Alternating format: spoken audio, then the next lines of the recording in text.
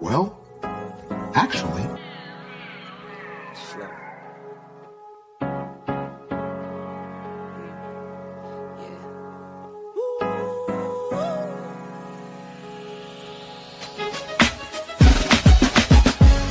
Yeah, I'm watching the rise, and I wouldn't say I'm shocked cause I'm hardly surprised. This one's for the ride, this one's for who knew I'd make it, just needed some time. This one's for my wife, could've left 1,000 times just about my side. This one's for the grind, I knew it would happen, just had the strength in my mind. It's the Travel OG, and welcome to the Black Manosphere Conclave 5.0!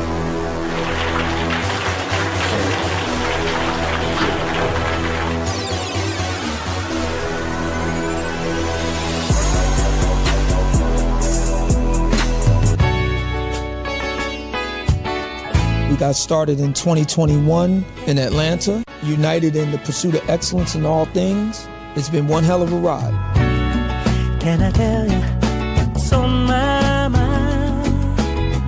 Cause I've been thinking about it for quite some time. Hey, can you give me a moment to declare my love? Can I tell you what's on my mind?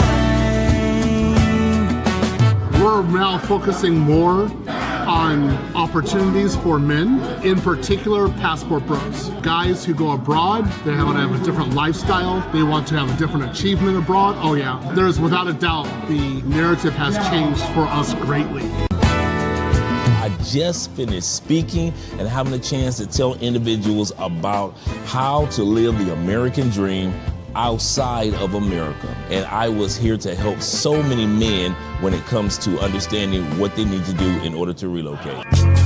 With the political climate, things that are happening worldwide, guess what? Nobody's coming to save us. So it is indicative that we all bound together, tighten up like a fist, and strike a mighty blow against everything that's fighting to stop us, man. It's nothing but good, positive people, good, positive energy with one goal in mind, and that is to make money, get the hell out the Matrix, and enjoy your life. You dig? So shout out to all of y'all. Theme music.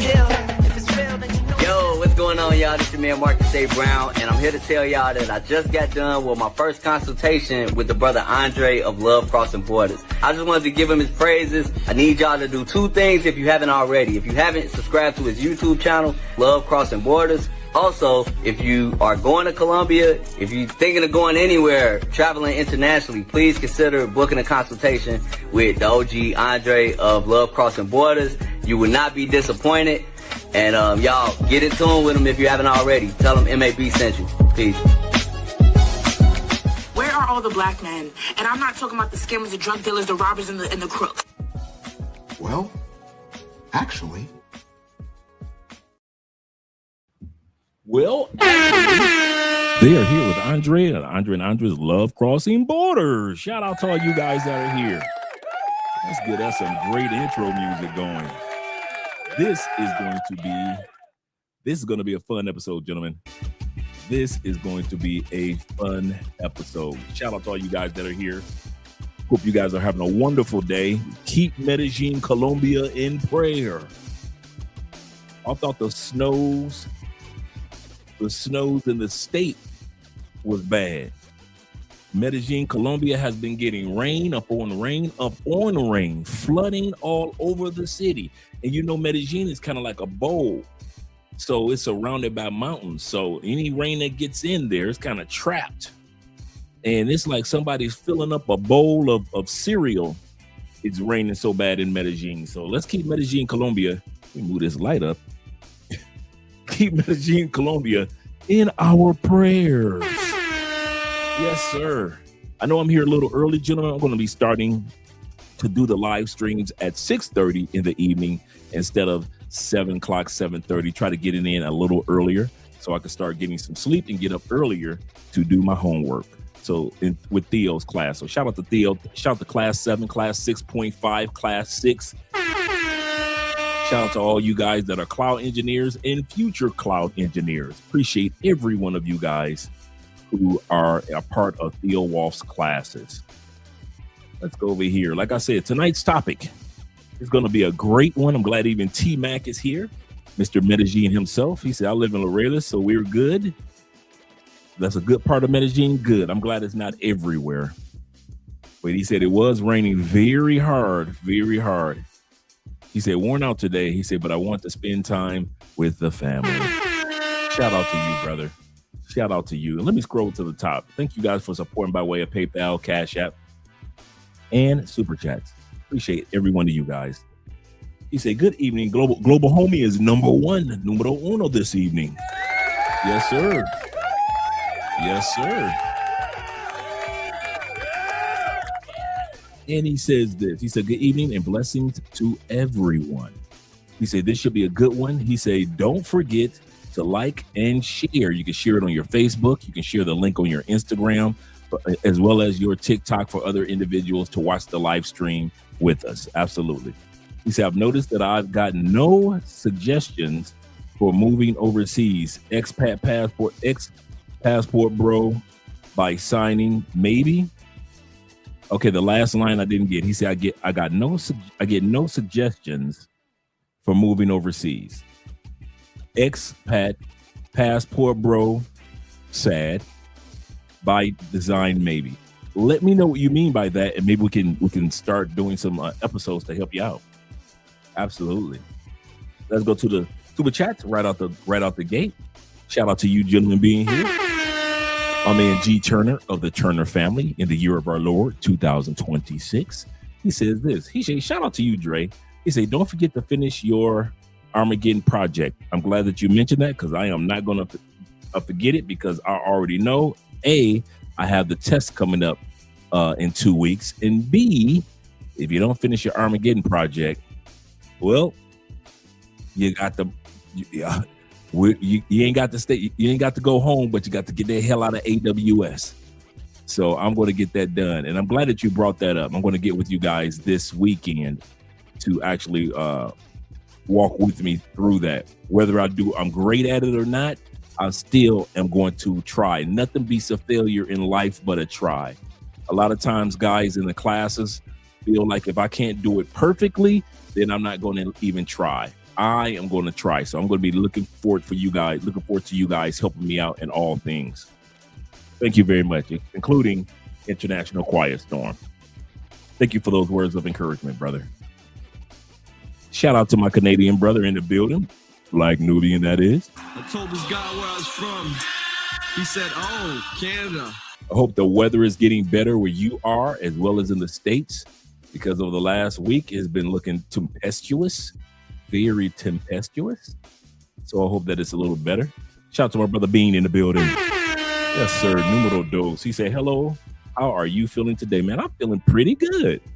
I am feeling pretty good. Got a lot of work taken care of. Like I said, I'm excited about in a couple of weeks, I'll be taking my exam for the AWS practitioner. I know Theo has always been on us about taking the AWS architect exam, but I don't think I'm ready for that quite yet. But I am ready for the practitioner, so I'm happy about that, and I will be happy to get that certification, then move on to the next one, as well as getting the work done for Armageddon.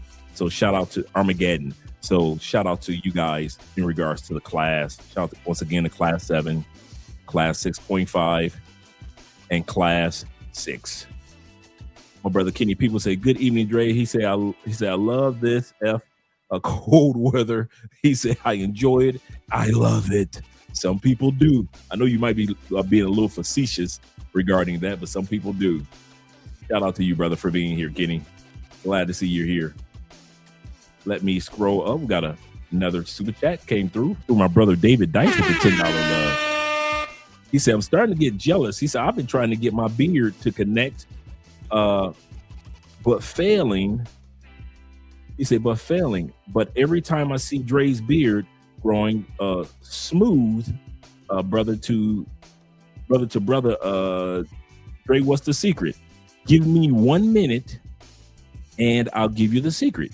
I'll be right back. Not even a minute, 30 seconds.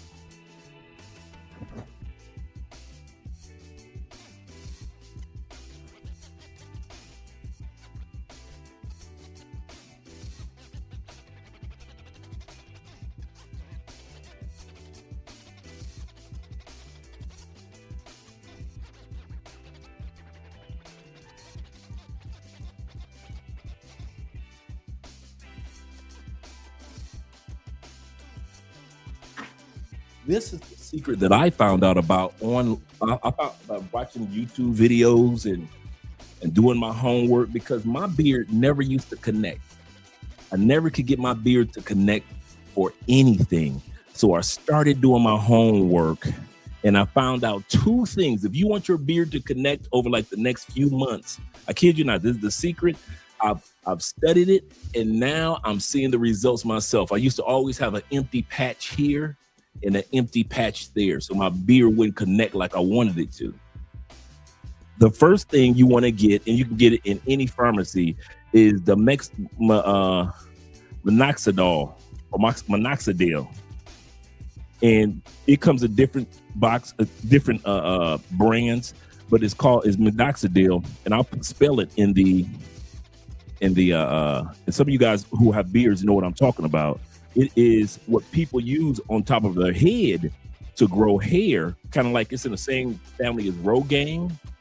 And people have used it on the top of their head. And then over the last maybe like few years, guys have discovered, hey, wait a minute, can this fill in the patches of my beard? And now guys are having fuller and thicker beards because of this. So I'm going to put the name off in here. Minoxidil. It's like I said, some of you guys may recognize it. And you can get it in any pharmacy. You can order it online. I order mine through Rappi. You can get it through Uber Eats or whatever. Not Uber Eats, but any type of pharmaceutical is there. They're everywhere. So that's the first thing that I did. I used the minoxidil. Now, this is how I use the minoxidil based on what they said to do. Let me scroll down. Yeah, correct. Minoxidil. So this is the first thing that I used, right? This is in a spray form. So usually since it's in a spray form, I spray my beard. I never used to have hair growing here. This is the first time ever I've actually had hair growing here. You know how some of us, you never just can't get that hair to grow there? I've only had this beard for 1 month. Just want to let you guys know, this is only 1 month of growth. I haven't even groomed it yet, because they say wait like 2 or 3 months and then you get the shape that you want, and then you can groom it down to the size that you want. So I'm waiting 2 or 3 months. Then I'll start using my clippers and straight razors and all that stuff, right? But you want to use this and spray it into your beard. And don't pat it in or anything. Don't let it air dry. Let it air dry. After it air dries, then you can use a beard balm, which is like a beard cream, or a oil or shea butter. You can use any of those after, but you just want this to air dry. So when I get out the shower, this is what I do. I kid you not. And they say use this twice a day. What you want to get you, I kid you not, this is the secret. This is the secret formula, or the secret tool, if you will. I don't know why I'm having trouble opening this now. Not that serious, just a canister. It's just a canister. But inside of the canister, you have your derma roller. Some of you guys that have a beard know exactly what I'm talking about. It's called a derma roller. And let me see if I have it spelled on here. That says do not use on your head. And of course, you want to clean it with alcohol every time you use it. You want to use this derma roller at least 3 times a week. It has little sticky ridges, and what it does, it's like little needles, but they're not sharp. They're not super sharp, so don't feel uncomfortable. And you just roll it on those spots where you want the hair to grow or the hair to get thicker, and you can feel a little prickly needles. And what it does, it opens up microscopic pores in your face. You don't use it on your head, so all you bald guys know. It's just the areas that I like. This area here, I will roll it here. If I want, when I wanted my mustache has never been this thick. I started rolling on my mustache. I wanted my beard to be thicker, so I roll it on my beard. Not too much, just gentle. Like I said, they're little needles, so you don't have to press down or anything. You just roll it on those empty spots. Like me right here, I can still see the growing taking place here. You just let it roll. It's called a derma roller. You can find it everywhere. And you take your derma roller, roll it in those spots underneath. When you line up your beard, which I'll be doing in a couple weeks, you line your beard up right above your Adam's apple. I used to think that you line it up here across your jawline. They say don't do that because when you hold your head down, it makes your beard look like it's a bar. So you don't want that NFL football bar.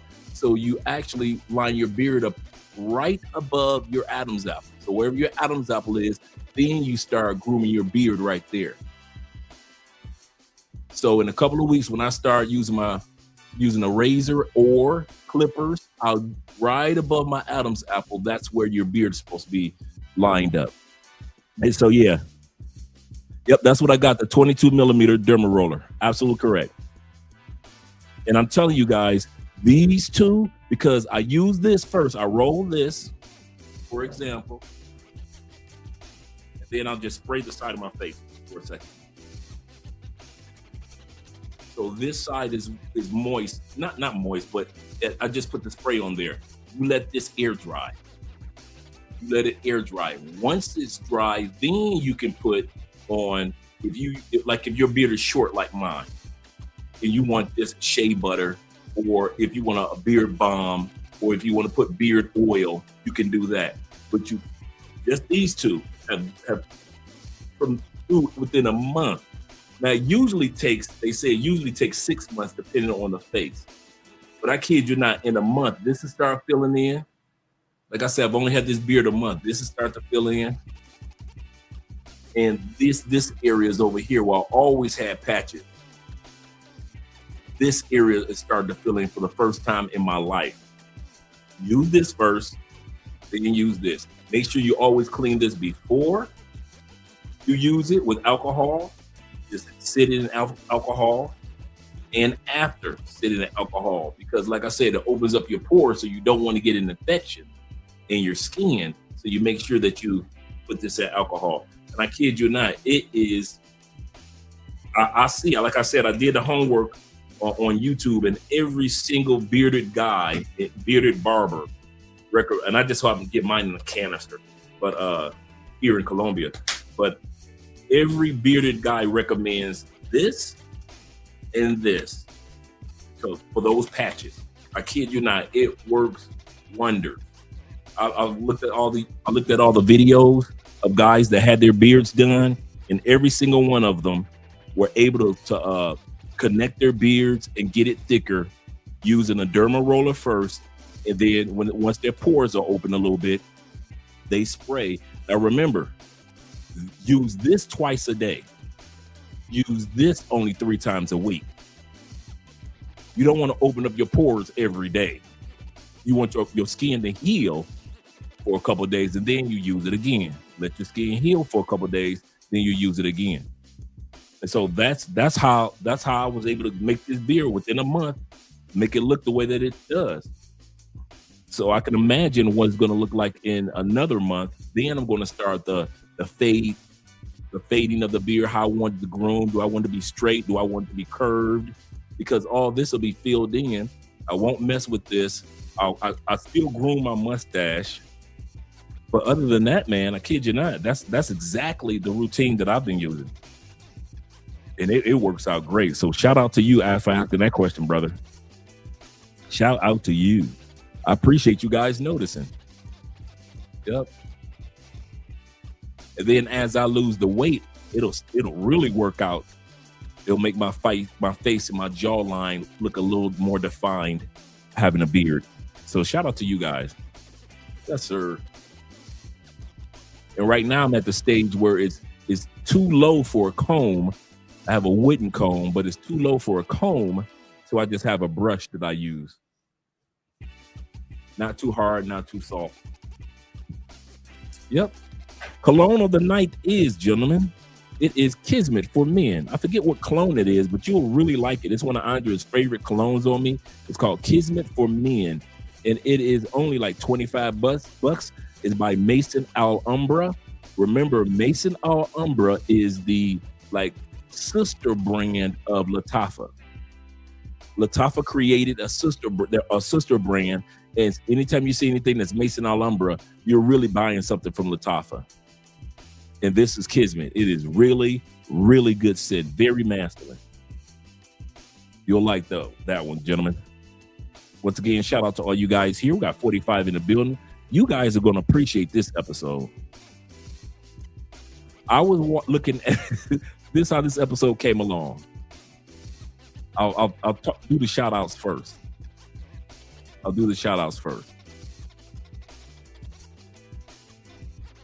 Okay, let me scroll back up. And right here, let's scroll all the way back up. Showing you brother some love. I want Kenny Peoples, and then Ronan. Shout out to Ronan Travelers in here. Glad to see you here, brother. Glad to see you here. Hope everything is going great over there where you guys are. Hope everything is going great. I was talking to a brother earlier. He was doing a live stream, and the brother was in Japan. And he was just talking about on his show how life is much better out there in Asia. Shout out to you, brother. Shout out to Damani in the building. Damani James. Glad to see you here. Make sure I got the right one in my ear. There we go. All right. Jay Kaysen is in the building. Glad to see you here. Salute to you as well, brethren. Salute to you as well. And shout out to David Dice once again of the Dice family in the year of our Lord, 2025, as well as Mom SpaghettiOs. I used to kill some SpaghettiOs when I was a kid. And salute to all from my brother T-Mac, fellow neighbor. Glad to see that you're here. I got to reach out to Will. I haven't talked to Will in a couple of days, man. Got to reach out to Will, make sure he's all right. He said, you told me about that. I read that earlier. You were worn out, but everything is going great in your area. So it's not a part of the bad weather that's taking place in Medellin with the rains. I mean, it is raining. I was like, goodness gracious. I saw motorcycles floating down the streets and cars, and I was like, ooh. Crazy. And he says this. He says, so that means that you just got off from all your work, from your work suits and ties and booted. Yeah. Suited and booted. Yes, sir. Yes, sir, Kenny. Shout out to my brother Don, aka the Don. JP in the building. Glad to see that you're here. Once again, shout out to my brother G Turner in the building. Shout out to G Turner being here. Let me scroll down a little further, see who else I need to get. Such as my brother Flicky Sticky representing. He say it's about to be another lit. It is. This one is going to be a good one. And I'll tell you why I'm doing this topic tonight once we get done with the shout outs. I kid you not. There's a method behind my madness. Shout out to my brother Nick being in the building. Yes, sir. Good evening, Andre. Good evening to you, Nick. And the chat. Good evening to everyone. And my brother Ishmael, Pharaoh Ishmael, that is. Glad to see that you're here, brother, representing like you always do.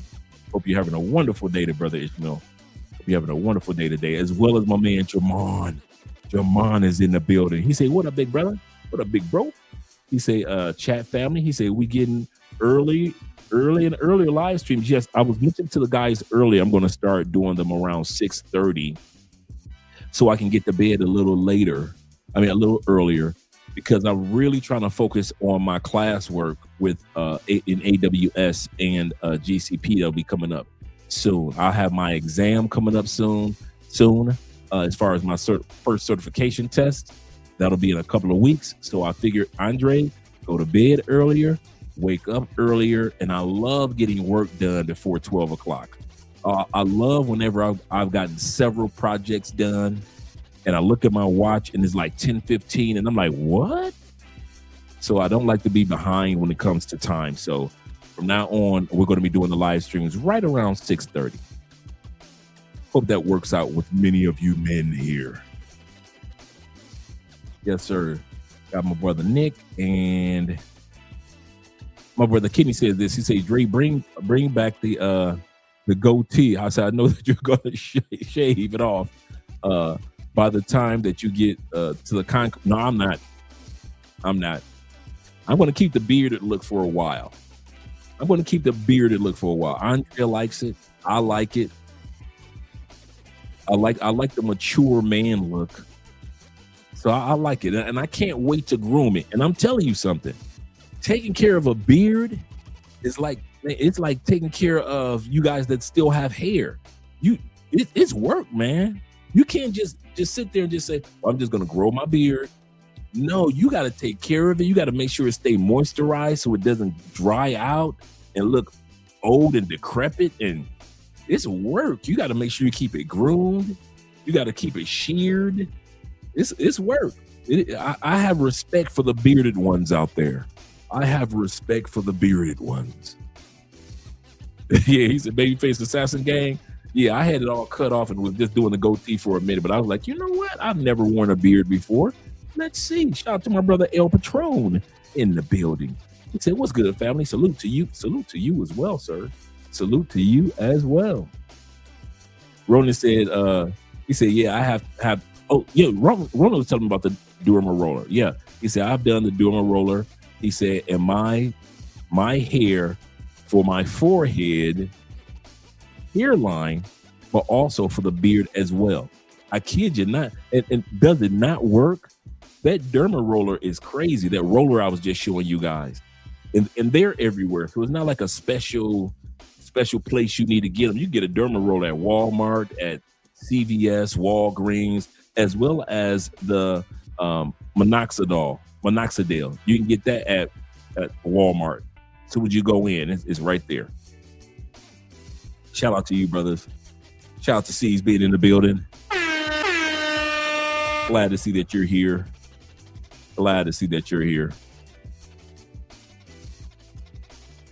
Let me scroll down. Looks like C's talking to Ronan. I think I've got everybody thus far.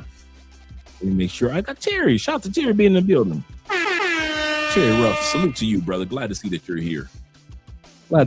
here. As well as the one, the only Crypto Dragon Emperor.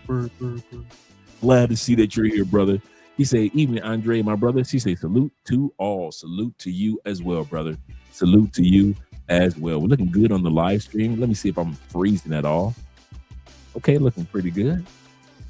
All right, great. Let me scroll down a little bit. El Patron says, he said, cologne on the beard roller. He said, cologne on the beard roller, anyone?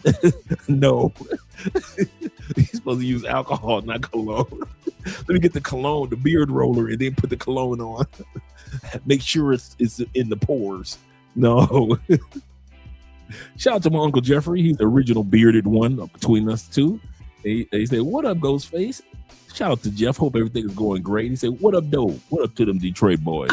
You better back the fuck up out my face, goddammit. I'm from Detroit, Michigan. Don't play with me. Don't play with me. Shout out to them Detroit boys. Hope the weather is getting a little better. Let me scroll down a little bit further. Make sure I got everybody. Such as my brother, LJ the Southern Vegan. Glad to see that you're here. As well as my man, Play a mix in the building. Glad to see you're here. He said, I found dating attractive women overseas. The cologne you wear makes a huge difference. Absolutely correct. Try Baby Cat YSL. You're absolutely correct.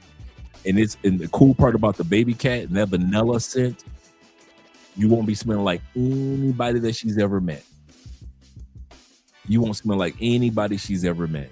Absolutely correct. Shout out to that baby. It is a cheat code. Thank you.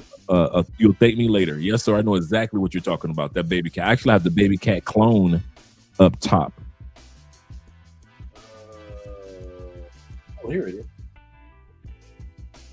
The Baby Cat clone is called Rafakat. As you can tell from the elixir, I've used quite a bit of it, and it's only like $30. And it is that same vanilla scent as Baby Cat, 95% Baby Cat scent. You couldn't even tell the difference between it. And that's how good Raffacat is from Paris Corners, if I'm not mistaken. And it's RAFAAQ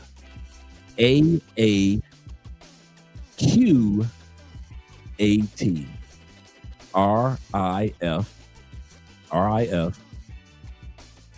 AAQ AT, Raffacat by Paris Corners. And it is a Baby Cat clone, because when I was in Europe, Baby Cat had just came out and I couldn't find it anywhere. We went from UK, France, Spain, couldn't find it because it just came out and nobody had it yet in the stores.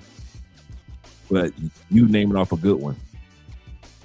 You say, "Oh, Will is good. He had some business." Okay, cool. Thanks for keeping me up to date on Brother Will. Appreciate that, T-Mac.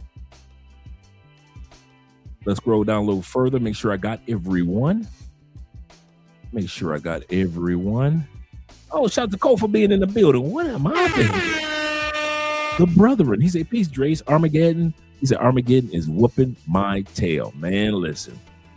Between Armageddon and studying for the practitioner, yeah. Just realize you are not alone. I am here with you. Shout out to the International Quiet Storm member for 21 months. You've been family for a long time, brother. He said, "Good evening, gentlemen." He said, "Sending salutations from Berlin." This man has snuck off to Germany behind our backs, I say. He says 1 a.m. here, so the replay game. He said, "Hit that like button and share the stream." I understand, brother. Shout out to you where you are located. Hope you're having a great time in Germany. Andrea and I are looking forward to going there later this year. Kind of funny you say that. You say the beard upkeep is definitely work, but it's worth it. I see that. And one of the first tips I got, Jeffrey, when I was I kid you not, I was almost tempted to cut the beard, and I came across a video. A guy was his beard was patchy, real patchy, and his girlfriend was the one that convinced him, "Babe, don't cut the beard." And she just told him to get this and to get this to start off with. And so he started using his derma roller and minoxidil, and all of a sudden his beard slowly started to fill in. And he said it took me about 9-10 months. He said, but the beard that I have now, he said, I was ready to cut it off, and it was my girl that convinced me, do not cut your beard. And after I heard his story, I was like, you know what?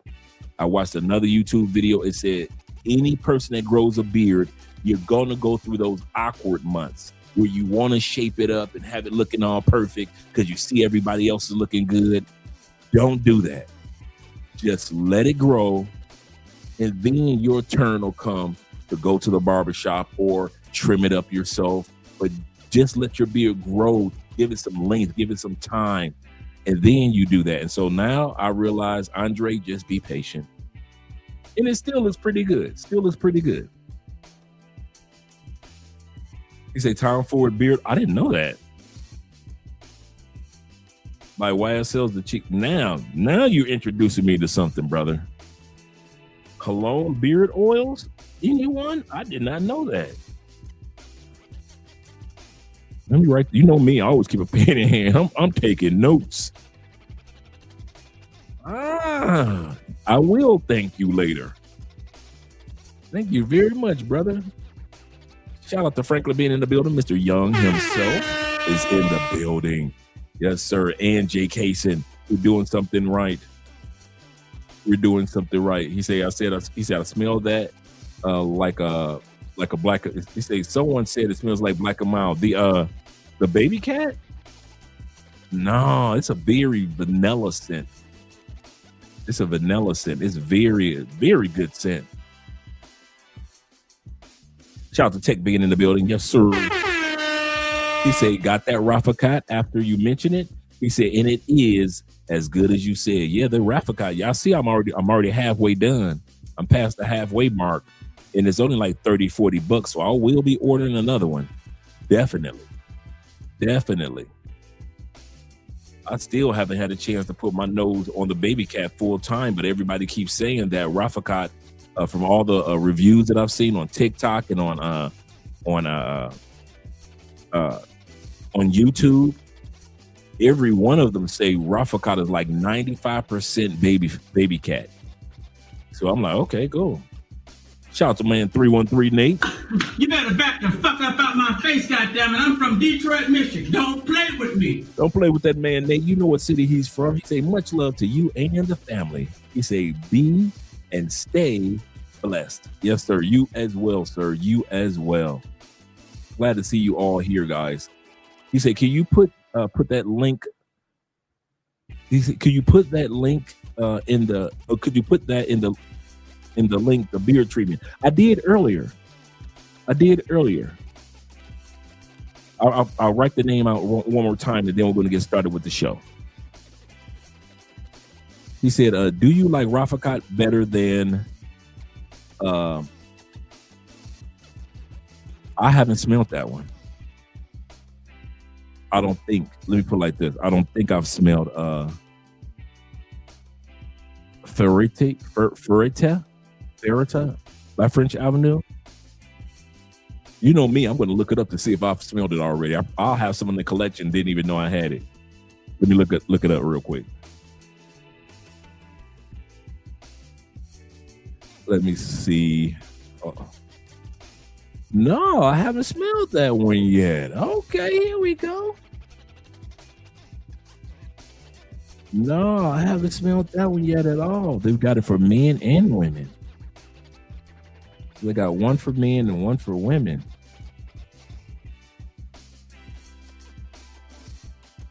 I like that bottle with the wolf on the top. And I've got, the reason why I probably hadn't smelled it, because I've got so many vanilla scent colognes that I'm kind of like sitting back on the gourmand colognes. And so I'm like, okay, that's enough of colognes that smell like food, Andre. I got the pineapple, I got cologne that smell like plum. I got the cologne that smell, there's enough, Andre. But let me put this one more time in the, and you can, like I said, you can get this beard formula or elixir or whatever it may be called in your local Walmart, Walgreens, Minoxidil. And it's everywhere. I mean, like I said, you can walk in the Walmarts and get it. You can get it everywhere. And the other one is your derma roller. It's just a roller. Just like I said, all it is just. Well, I have problem opening up my own canister. It looks just like this. It's just a roller. And it has needles all over it. Not sharp needles, but it's needles that does microscopic opening of your pores. And so all the areas that you have patches on your beard, or the areas that you think your beard is thin and you want it thicker, you just roll it all across your beard. Like my beard wasn't as thick as this. And like I said, it only took me a month to grow this. So I can imagine after a couple of months. And so the areas that I want it to be longer, whether it be across here, I go with it. And then these areas right here, they used to be so empty. I take right there. If I want my mustache thicker, and you don't have to press down hard at all. And I roll it, especially in the areas I really want the hair to grow.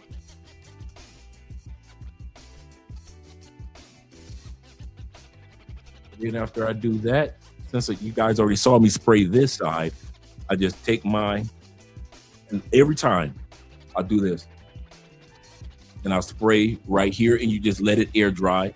You spray underneath the chin, just let it all air dry. You spray in those gap areas that I just rolled. I just hit the derma roller with those areas, and you just let it air dry. Yeah, but you get these everywhere. everywhere. That's what made it so cool. You get these everywhere. I got mine here. I ordered mine on Rappi in Colombia. That's how easy it is to get them. And both of these you can get, anywhere. It's not like it's some special type of treatment. And they come in different containers. They come in a cream. You can get it in a cream if you want to. You can get it in a spray. You can get it in a different type of sprayer. And then you just let it air dry. And then after that, if you want to put some, like I said, some shea butter, or you want to put some oil, some beard oil, or beard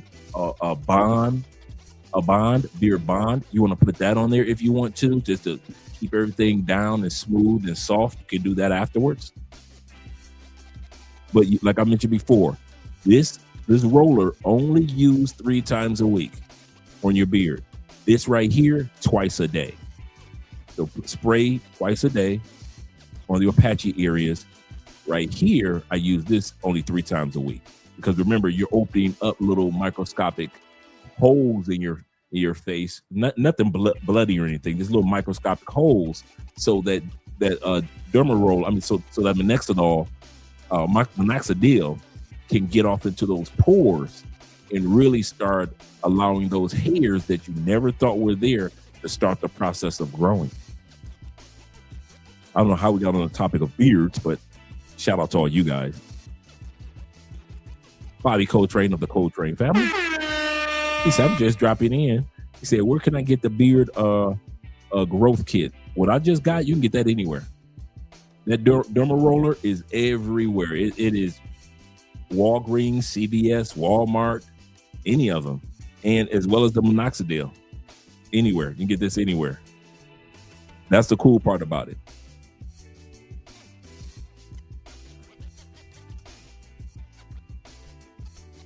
All right, let's change the music and get started with our topic for tonight. We're going to have some fun. Fellas, there was a guy, a Passport Pookie, if you will, and we're going to be looking at his video tomorrow, how this Passport Pookie got locked up last year, or actually got locked up for 2 years in DR for something that he didn't do, except for Pookie behavior. We're going to watch his story tomorrow. I know you guys are going to be like, what the hell? I know. Tomorrow, I'm telling y'all now, because Friday's episode is dedicated to Asia. So we're going to be talking about the Blasians and so forth and so forth. But tomorrow's episode is dedicated to Passport Pookie in DR that got trapped, locked up, arrested, and incarcerated. And his story of how he finally made it out of jail in DR after, I believe it was 2 years fighting his court case. So we're going to be talking about that tomorrow. But he didn't learn. Not even a few months later, he's back on social media, going live from back in DR. And he's dealing with this out of shape, unattractive Dominican female, and the guys in the Passport Bros group were destroying him. And they were saying, you telling me that you actually paid to fly to Dominican Republic for that? That's the guys, it had to be like 100 comments, and guys were just going ham on this brother, not because of what was taking place in the video with the Pookie behavior, him arguing with the girl, but the type of girl he was arguing with. And so it brought me to realize that there are some guys that their self-esteem is so low that they will not go to other countries for attractive women. I'll say that again. There are guys that their self-esteem is so low, when you get them around beautiful Colombianas, beautiful Philippine women, beautiful women in Ghana, beautiful women in Brazil, these brothers don't know how to act if they're in Poland or in Germany. So I'm going to talk about about that, how to carry you. I know a lot of you guys already know how to do this, but tonight we're going to talk about 7 ways or 7 rules if you have an attractive woman in your life and how to get them. How to get the 7s, 8s, 9s, and 10s in these other countries. Because every time you turn around, I see guys even doing pay for play with 4s in Colombia, a Colombian 4. Okay. How many times have you guys seen a video where a guy gets into an argument, whether in DR, Colombia, wherever it is, he gets in an argument with the pay for play? How many of y'all that was a 7, 8, 9, or 10? Never. Never. Okay, here we go again. All the videos that we watched over the years of the dudes getting drugged in Colombia, whether it be Cali, whether it be Medellin, Cartagena, guy gets drugged. How many times do we see the woman that's an 8, 9, or a 10? Every blue moon. Every blue moon, them dudes get drugged and it's a baddie. Most of the time, it'd be like a 4, 5, or a 6 here in Colombia that be drugging these guys. Why? Even with money, I know a lot of guys think because you got money, you should automatically have the confidence to be able to get a 7, 8, or a 9. And I'm here to tell you, a lot of guys don't have that confidence. Even with money in their pocket, their self-esteem is so low. Yeah, ugly pay-for-play chicks fight.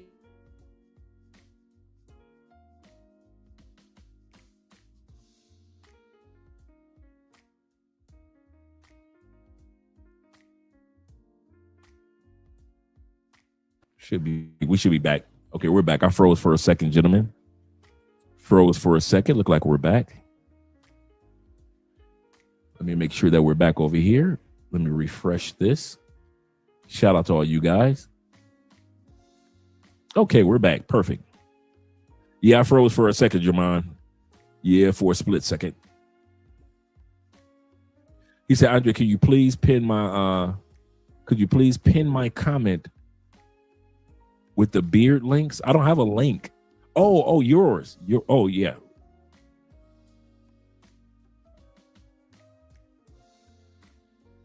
There we go. And let me actually, let me do it right here. Let me see if I can do it from over here.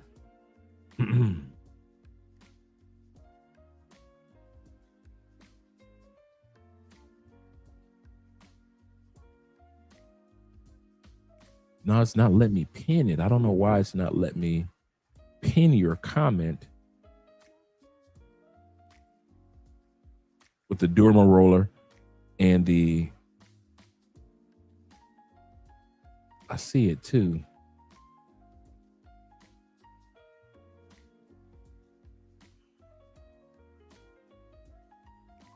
I don't know why it's not letting me pin it like it normally would, but this is where you want to, guys, if you want to click these links, it's excellent to be able to order your Derma roller and your Minoxidil.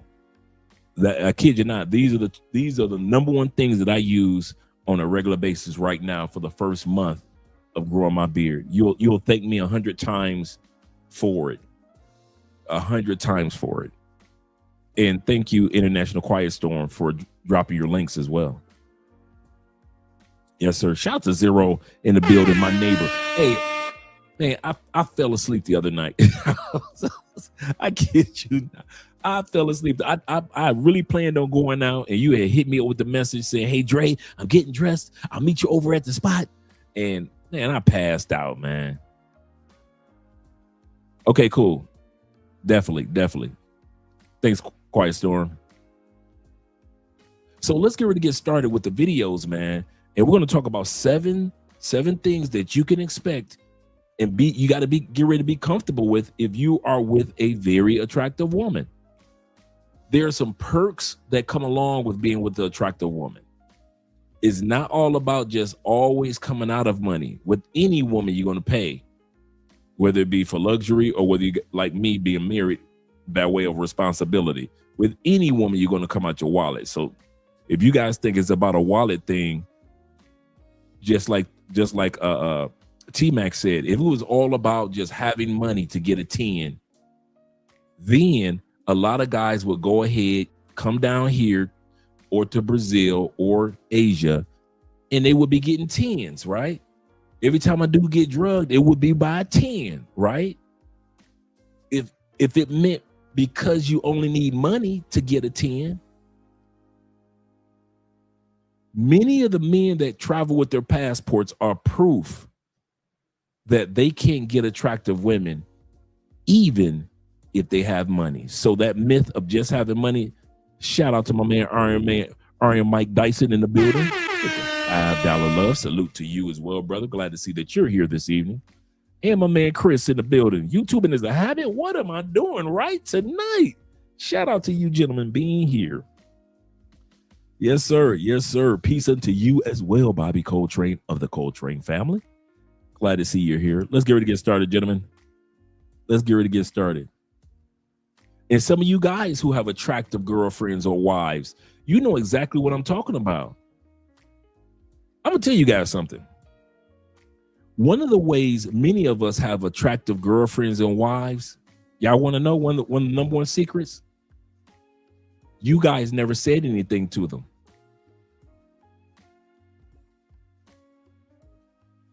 One of the reasons some of us guys have very attractive wives and or girlfriends is because you brothers who could have said something didn't say anything to them. That's how we got them. There was no competition. Some of the guys that have good wives and girlfriends in DR, you wonder how he get her. He said hello and you didn't. That used to happen to me in the States all the time. Dudes used to think I was player. Andre must be a player. No, bruh. Number one way I was getting hotties, baddies, the 7s, 8s, and the 9s. Kid you not, true story. I spoke to him. I said hello. Excuse me, miss, what's your name? Where you from? Can I come? Can I take you out tonight? To the movies, okay, get my Luther Vandross on, but you understand what I'm saying? I kid you not. Dudes used to always be like, man, how'd you get Dre? You got a baddie. How'd you get her? I said hi. It wasn't like I was like, yeah, I bought her 5 drinks and then I took her out to Ruth Chris and no. A lot of times we are getting women that are attractive guys based off the fact that you guys aren't saying anything to them. You see a green-eyed Colombiana and you look like, you see a Colombiana with dimples, oh, she gotta have a man. How do you know? You see a woman in Europe and you look like, oh, she probably got a multi-millionaire. How do you know? Most of the hot chicks that I've ever come across didn't even have a man, because everybody assumed that they did, so nobody would talk to them. I'll say that again. Most hot chicks that I've ever had, and some of you guys can attest to this, were loners and didn't have a man because most dudes assumed because she was hot, she must got a man. And they didn't have one. And most hot chicks I know also get cheated on a lot. You would think hot chicks don't get cheated on. I'm telling you, hot chicks around the world, cuties, females with the cutie look about them, with the cute face, they get cheated on too.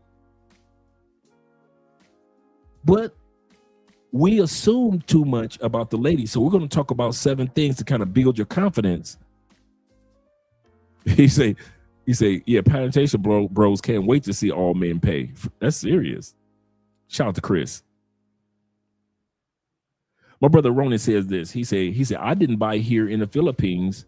Somebody was asking you about, yeah, that's the same thing here in Colombia. No MSL listing system here for buying land or property is unreasonable. He says, so I will buy in Texas in a few years. Nothing wrong with renting And if I'm not mistaken, Thailand just came out with a new visa for renters.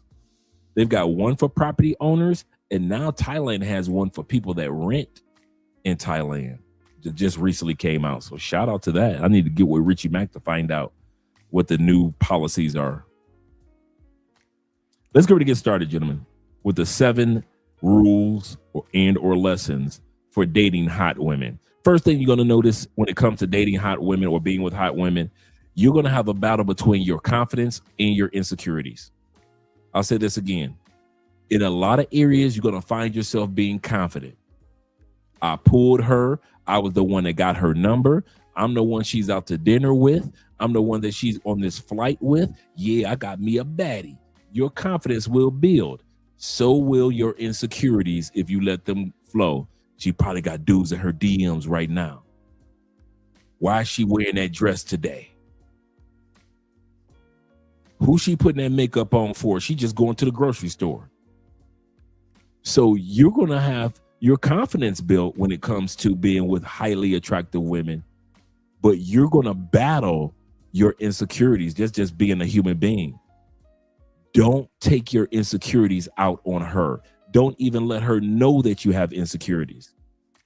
Let her see you as the confident man that you are when you walked up to her and asked for her number or asked for a dance. But attractive women do not like insecure men. They're surrounded by thousands of them every day. I'll say this again. This is very important. Attractive women are not attracted to insecure men. They're surrounded by hundreds, I said thousands, but hundreds of insecure men that won't walk up to them every day. Every day they have men staring at them, looking at me. Andre was talking about this the other day before I did this topic. And she says she's always got guys that staring at her or looking at it. And Andre says, Andre says, I'm the resting, I have the resting face to keep guys at bay. I don't want to be bothered face. She said, but guys will still look, will still stare, will still try to somewhat flirt. She said, but I'm one of those people, I do not want to be bothered. And there are a lot of attractive women that don't want to be bothered. But you guys who are dating them sometimes have insecurities thinking that if it was, here's the problem with men. You ready?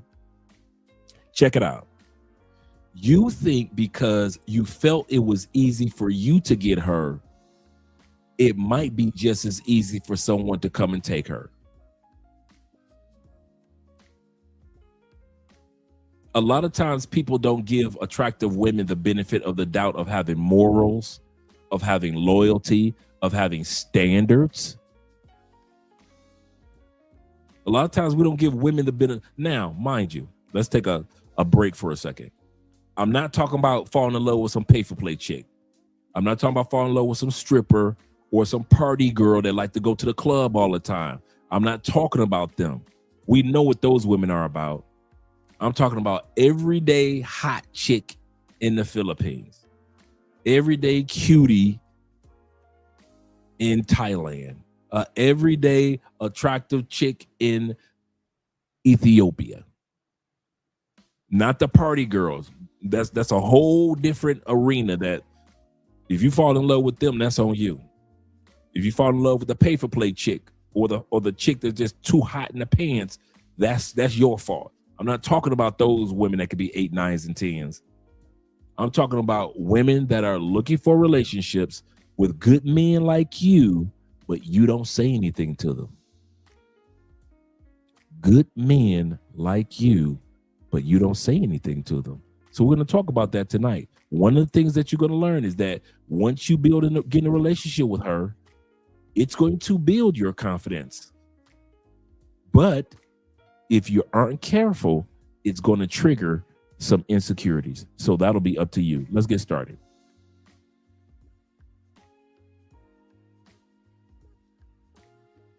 Leave that pretty girl alone if you're not ready to deal with the attention she gets. The constant dudes in her DM shooting their shot. the constant unsolicited advances she's gonna get from men when she's out with her girls or when she's just doing basic stuff like going to the market for groceries. Like, if you're not ready to deal with all of that, just stay out the way, King.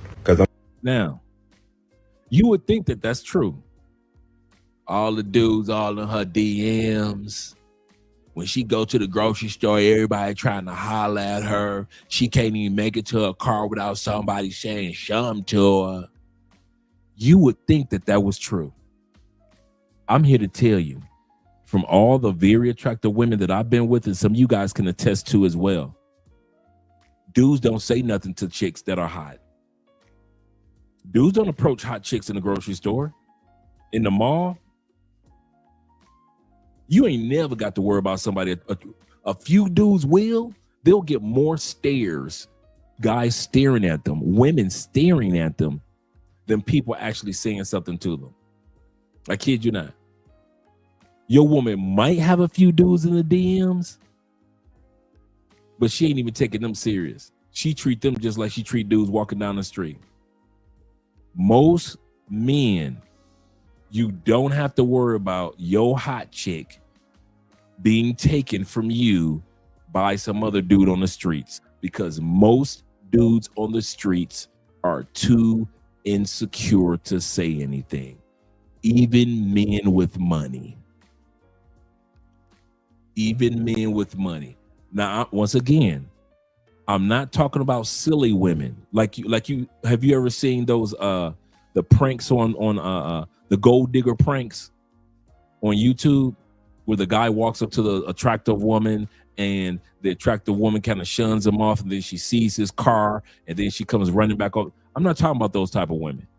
So get those little silly little girls. They don't make the cut of the type of women that we walk up to anyway. I'm talking about women, not little girls. I'm not talking about party girls that you need to pop bottles for all the time. That's cool for when you're partying. I'm talking about you good men with good, attractive women. You would think what this young man just said is true. Everybody's going to come to your woman and take her. That's not true. And that's why insecurities begin, and a lot of men begin to fester, because you think just like that young man. If I get a 8, 9, 10, or a 7, if it was that easy for me to walk up to her and say hello, how much easier will it be for some other dude to walk up to my baby and say hello? He said everybody in her DM generally says one thing: hey, how far will you go? Well, go with that. That's absolutely correct. That's correct. That's why a lot of dudes feel like my chick can't have social media. Why? Because you're gonna post something? No, you feel like your chick doesn't have social media because of your insecurities. You've got this gorgeous Colombiana. You got this gorgeous sister Afro-Brazilian.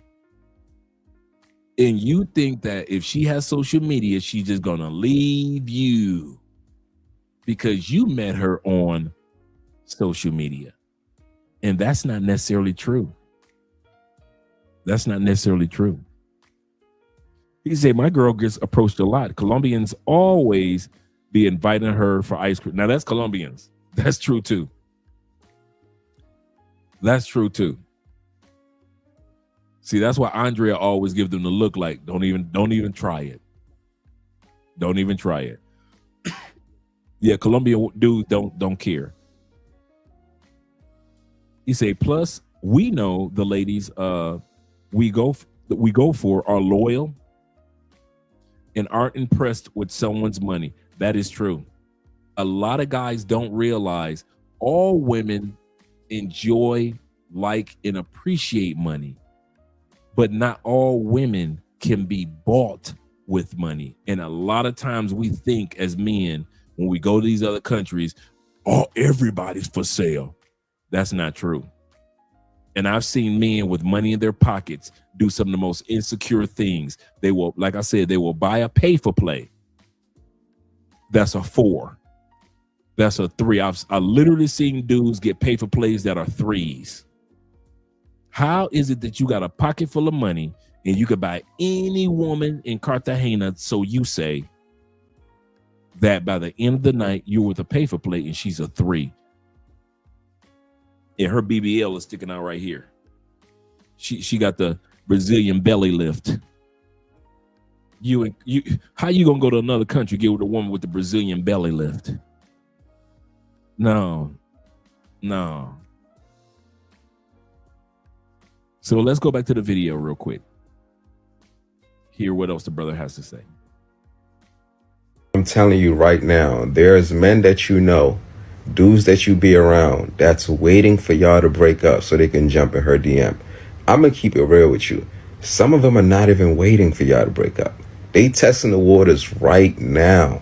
And I'm talking about unsolicited. I'm not talking about you having a girlfriend that's gonna solicit this type of like attention or advances. I'm talking about the girls that don't do anything. Like they don't do nothing to solicit this. They just bad. They just gorgeous. So like they can't even walk from the club to their car without like 10 dudes trying to shoot their shot. Like that's what I'm talking about. Like if you're not ready for that, if you're not ready for dudes always shooting their shot at your girl, stay out. You don't want to play on that league, my boy. Hey. Yo, you still gonna go out today? Yes, it's my sister's birthday. When guys, when they start dating pretty girl, insecurities start showing up. They feel confident that they got the pretty girl, but then insecurities start to show up. I'm telling you, the easiest way to lose an attractive woman is not running out of money. It's running out of confidence. I'll say this again for all those in the back. The easiest way to lose a pretty woman, I'm not talking about one of those little gold digger chicks. I'm talking about a good woman that's very attractive. If you want to see a man lose a hot chick in record time, go ahead and lose your confidence. A man that is insecure is like kryptonite to a hot chick. They cannot stand insecure dudes. It is not sexy to hot chicks. They don't think it's cute. You question them every time they go somewhere. You're sitting back talk about you can't wear this, you can't do that. This is the same wardrobe she had when she met you, bruh. It's the same wardrobe. If you're not secure enough, especially if you that's why I always say a lot of you guys couldn't be with a woman like Andrea. And I'm gonna tell you why. Because Andrea always just dresses jazzy. She always dresses like with a nice blouse, fancy blouse, like she's in Europe somewhere.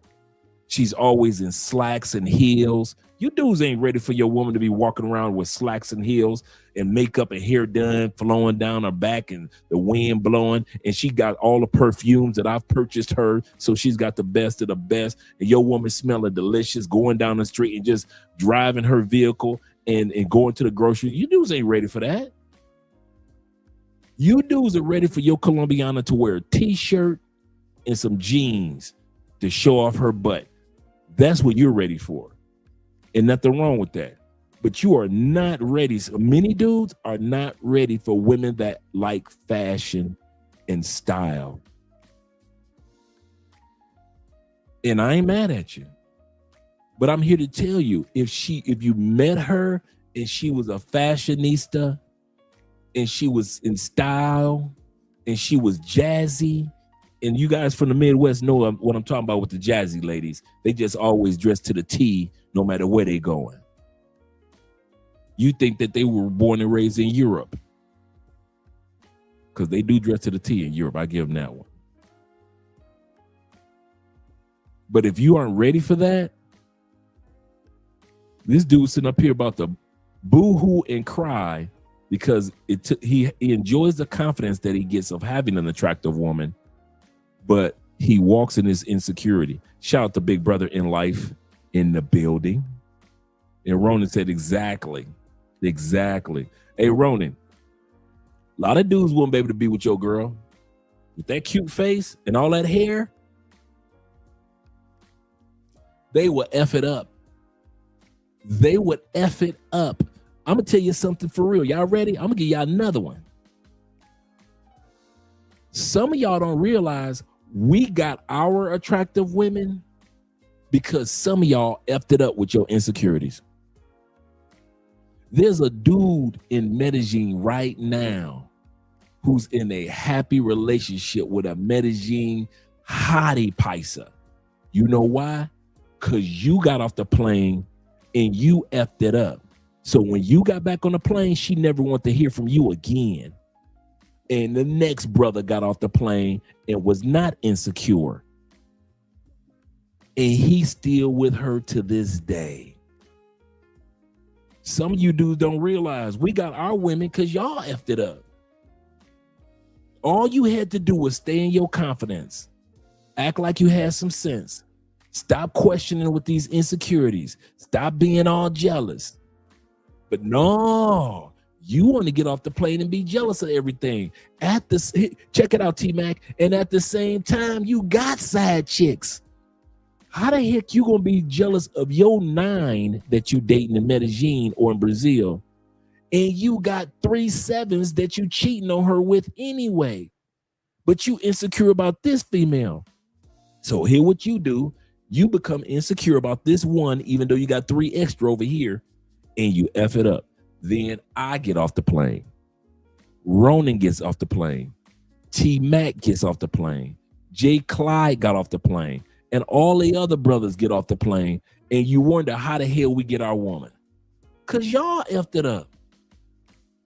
We didn't have to sneak behind your back. We didn't have to creep behind your back. We didn't have to pretend like, yeah, I'm a better man than him. We didn't have to do nothing. We didn't have to wait for you to F it up. We was still in the States. Here you go. You got a year head start on knowing her. You knew her a year before we even met our girl. But what did you do? Became insecure and you effed it up. And a lot of men do that. A lot of men do that.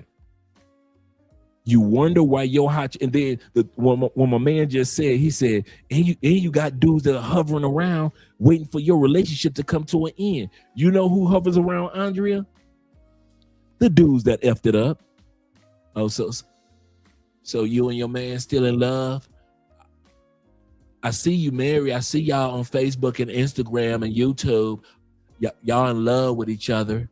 I see y'all in love. So I ain't got another chance. Oh y'all. Oh, this is y'all 7th wedding anniversary. Oh, well, congratulations. It be the dudes that effed up everything. Now they see your girl with you. Now these moms want to appreciate what you have. 'Cause a woman needs love just like you do. Don't fool yourself into thinking that she don't. She'll move around just like you do. With you or without you, just like you do. I had to hit you with the Ray Parker Jr. again. You just don't know. Women will move around. They'll keep it pushing. Hot chicks ain't got no problem with keep it pushing if you start acting insecure. A lot of you dudes don't even lose your hot chick because you cheated. Say this again. A lot of you dudes don't even lose your hot chick because she caught you cheating. She might cry, but she don't go nowhere. You know the fastest way to lose your hot chick? A 7, 8, 9, or 10. You ready? Being insecure. That insecurity is like they cannot stand an insecure man. They feel like I gave him, out of all the men that asked me for my phone number, I gave it to this dude. Out of all the men that wanted my sex and wanted my time, I gave it to this dude. And what does he do? Act just as insecure as the men walking down the street that I never met before. That's why hot chicks can't stand insecurity, because they have to deal with it from men, insecure men, all day long, staring, gawking, catcalling, insecure dudes. And then her man turns insecure. She like, man, I'm done. I'm done. Beautiful women cannot stand insecure dudes, man. That does not. If y'all think that jealousy is cute and that insecurity is cute and that's gonna keep your girl, bruh, don't you ever think that as a grown man. Keep the confidence you had from the moment you walked up to her. Keep that confidence and let it grow. Be ready to tell a hot woman, no, nah, babe, we going over here, not over there. I don't care how beautiful her eyes are. I don't care how lovely her hair is. I don't care about how beautiful her toes are. I don't care about how much your boys brag and say, man, you got you a winner. I don't care. She expects you to be a confident man, to treat her like a regular person. And we're going to get to that tonight. But the first rule that we're going to be talking about tonight is having confidence and not insecurities. Ronan says facts. He said even our exes be trying to come back around too. Absolutely correct. Your exes still be trying to come around. You ain't lying, brother. Shout out to my man Will H in the building. Will says this. He said playing it cool, nonchalant goes a long way. Absolutely correct with baddies. He said because they so used to being pressed. That is so true. So true. Yeah. He said that scarcity mindset. Shout out to Sean's World in the building. Absolutely correct. He said you lose everything. Yep, with that scarcity mindset. He said you wonder why assholes always get the 8s, 9s, and 10s because confidence is never low, fellas. Absolutely correct. Their confidence is always high. They always on effort mode. If I get her, I get her. If I don't, I don't. And when they see that in you, bruh, let's continue on with the video. Why? We are going to the club tonight. I already told you this. We got the booth already. Oh my goodness. Dressed up like that? You like it? No. Stay home. No, we're gonna go out, we're gonna drink some margaritas, and we're gonna have fun. Give me my keys. Give me my keys, bro. Give me my keys. Give me my keys. Give me my keys. Come closer, nigga. I swear to God, I'm taking your shit, bro. Give me my shit, bro. Give me my shit. I promise you. Give me my keys. I promise you. Like, you want to hit my boobs? Like, what the fuck? You stop getting closer. Well, give me my keys. You want to kick me out? Then give me my shit. No, you can go to the room. Why can't you give me my keys? You go to the room. I don't want to go to the room. I don't want to be here no more. Let me go. You want to kick people out? You want to kick people out? And let me fucking go. There's a lot of dudes that are like this too. Too many insecure dudes. Too many insecure dudes. They get an attractive woman and don't know how to act. He kicked me out, but won't let me leave. You can't make this issue. Let me go. Then give me my shit. This is not your car. It's not your car. So give me my keys. No, it's not. It's not under your name. All right, then give me my keys, bro. Why you ain't put me in the camera? I'm trying to take a selfie. Nah, you with me. Hey, nah, I bought this phone she on. Why she trying to take selfies by herself? I'm always the one with her on the side. I'm here.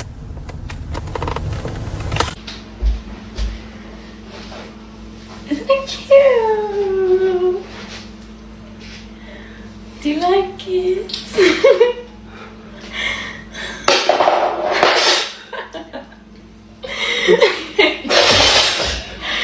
Most dudes can't really handle being around a beautiful woman. Like, let alone beautiful people. You know what I mean? Like, beautiful people, attractive people are very intimidating to a lot of people. But a beautiful woman, like, dudes can't really handle that. They can't handle it because not just because they're intimidated by them, but it's also because the idea of being with somebody that could have a lot of options, gets a lot of looks, gets a lot of stares, so on and so forth. That's kind of intimidating to a lot of men. And a lot of men don't know how to really receive that or handle that. A lot of men are not that secure within themselves. That's why when you see certain dudes that have good looking women with them, it's because that dude is very secure within himself. The dude is very secure within a relationship. He's not he's not tripping on the fact that she gets a lot of, options, or she has a lot of options if she wanted to have them. So it really takes a certain type of dude to be able to handle a woman that is really attractive, right? And basically also a dude that looks at that woman, as that beautiful woman, as a regular person, like a human being, because they are. That's what that is. So excited about having her. He's so excited about having her. Let me bring that back. A dude that looks at that woman, as that beautiful woman, as a regular person, like a human being, because they are. See how excited my man is? Got me a nice little 10. Waistline, nice breasts, nice hips, nice hair. He dancing in the streets. Everyone stares at her in public. Everyone stares at her in public. Man, if y'all gonna be with attractive women, man, this is one of the things that you're gonna have to have. You're gonna have to have that public confidence too, bruh. Dude, no matter what country we go to, Andrea gets stares. From the way that she looks, the fact that people could tell that she's a Colombiana, and her fashion style. Everywhere we go, men are staring, women are staring. Everywhere we go. It is what it is. Plus, Andrea don't even look like she full Colombiana. She look like she Asian too. So you got that blend off in there. But that insecurity about your girl in public, man, no, bruh, no. Ronan says this. He said, you can look, but if you know, they will never find another you. Absolutely correct. So go for it. 100% correct. When you got confidence, and I'm not talking about cockiness. There's a difference between being cocky and have confidence. Man, she knows she ain't gonna find another you. You can go on back to them streets if you want to. Me and Andrea talk all the time. Be like, shit. I say, I'm not one to be pressed. Now, I'm not saying we're being argumentative. I'm just saying this topic might come up. And I'm like, I've never been one to be pressed about any woman. Never. I love my wife, but I'm not going to be on suicide watch if my wife leave me. That's crazy. My man, Emperor says this. He said, y'all have also got to remember that just as much as you are looking, others do too. Absolutely correct. And if they're looking, that's a good thing. Nobody wants somebody that don't nobody else want. Let's be for real, guys. None of us wants to have a woman that don't nobody else want your woman. You do. I don't care how cute your big girl is. I don't care how cute your big girl is. Don't nobody want her. Dude, only grimy dudes want another man's big girl. You ain't never seen nobody say, yeah. And she cheated on him. The big girl cheated on him, and they got happily after married, and they fell in love. Don't nobody want your big girl. You can keep her. She cute. But ain't nobody walk around like, man, I'm gonna take his girl, dog. Only grimy dudes think like that. Only grimy dudes think like that. Everybody wants somebody that's attractive to where other people are with. Dude, Andrea loves showing off her husband. 6'3" me. She loves to show her man off. I like fashion. I like style. Andrea loves flipping her phone open. Yes, this is my husband. And the ladies be going, oh, girl, that's your man? Wow. She loves that. I do too. I love the fact that when dudes say, hey, Dre, I ain't trying to be, disrespectful. But man, your wife is attractive, dog. Well, thank you, brother. Nobody wants somebody that everybody else just be looking at your girl like this is my girl, dog. Hey, what's how you doing, Wanda? How you doing, Wanda?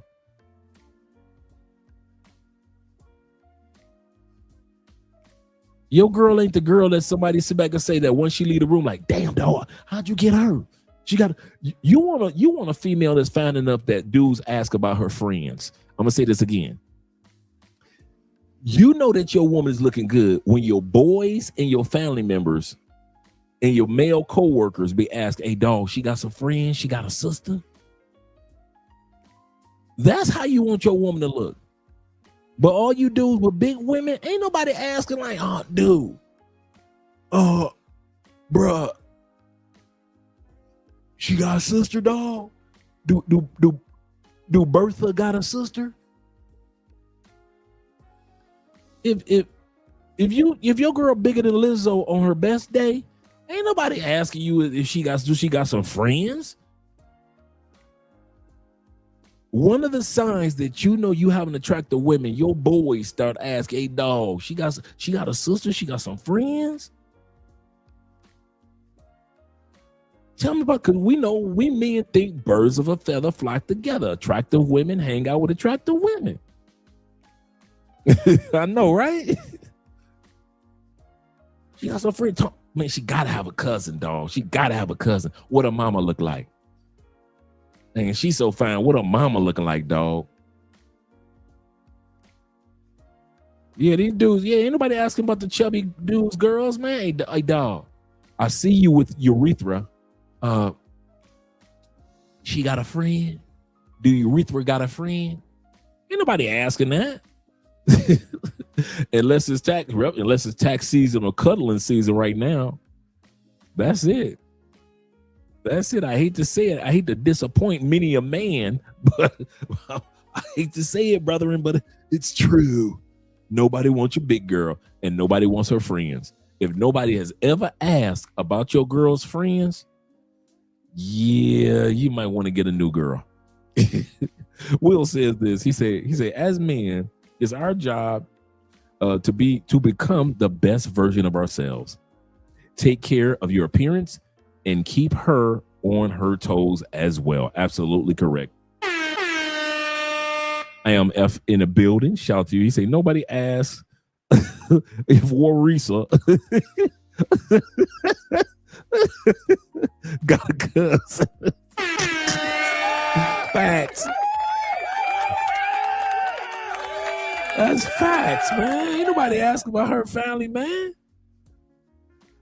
Says this. Jamar says this. You say, Jamar said, he said, you have a lot of lackluster suckers for love type of attitude in the ATL. Ugh. He said, cats will drive 3 counties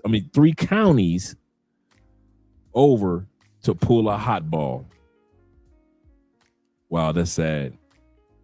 He said, in their girl, to put a hot ball in their girl, in her side piece,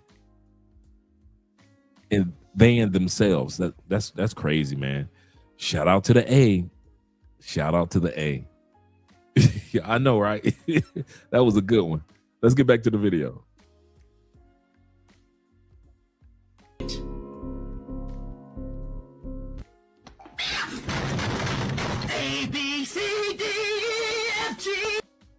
When I feel how I feel when my fine girlfriend goes out. How I feel when my fine girlfriend goes out. Breathe different.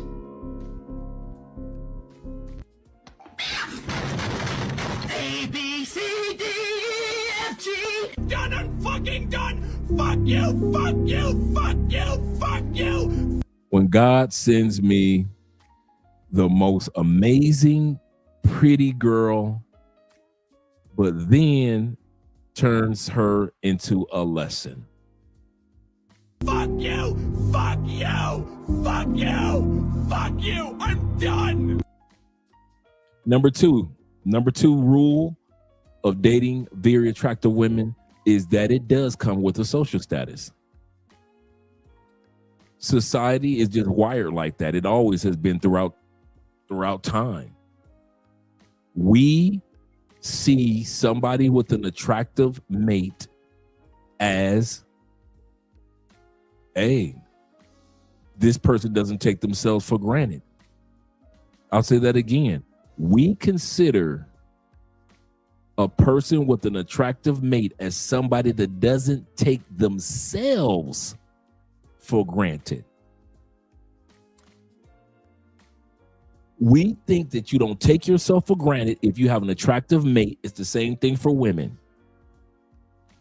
We think that you don't just let anybody into your life, just like women. When you have an attractive woman, society just make judgment calls on almost like lifting you up as far as status and respect just because you have an attractive woman. A lot of guys don't realize your woman on your side says so many things about you. And once again, I'm not talking about having some hot party girl or some hot pay for play or some one night stand chick on your arm. I'm not talking about that, because we see you guys do that all the time. You'll take a photo in DR with a couple of DR hotties and you'll throw it in WhatsApp. That's not the same. Because what you're doing, the next man that gets off the plane, he's going to do the same thing with the exact same women. So those women aren't yours. It's just your turn. We're talking about good women for you, good men that just so happen to be in the 7, 8, 9, 10 category. And I'm telling you, it is, whether we want to admit it or not, people do see you differently. Remember what I mentioned a few weeks ago in Detroit, how I was raised in the 80s.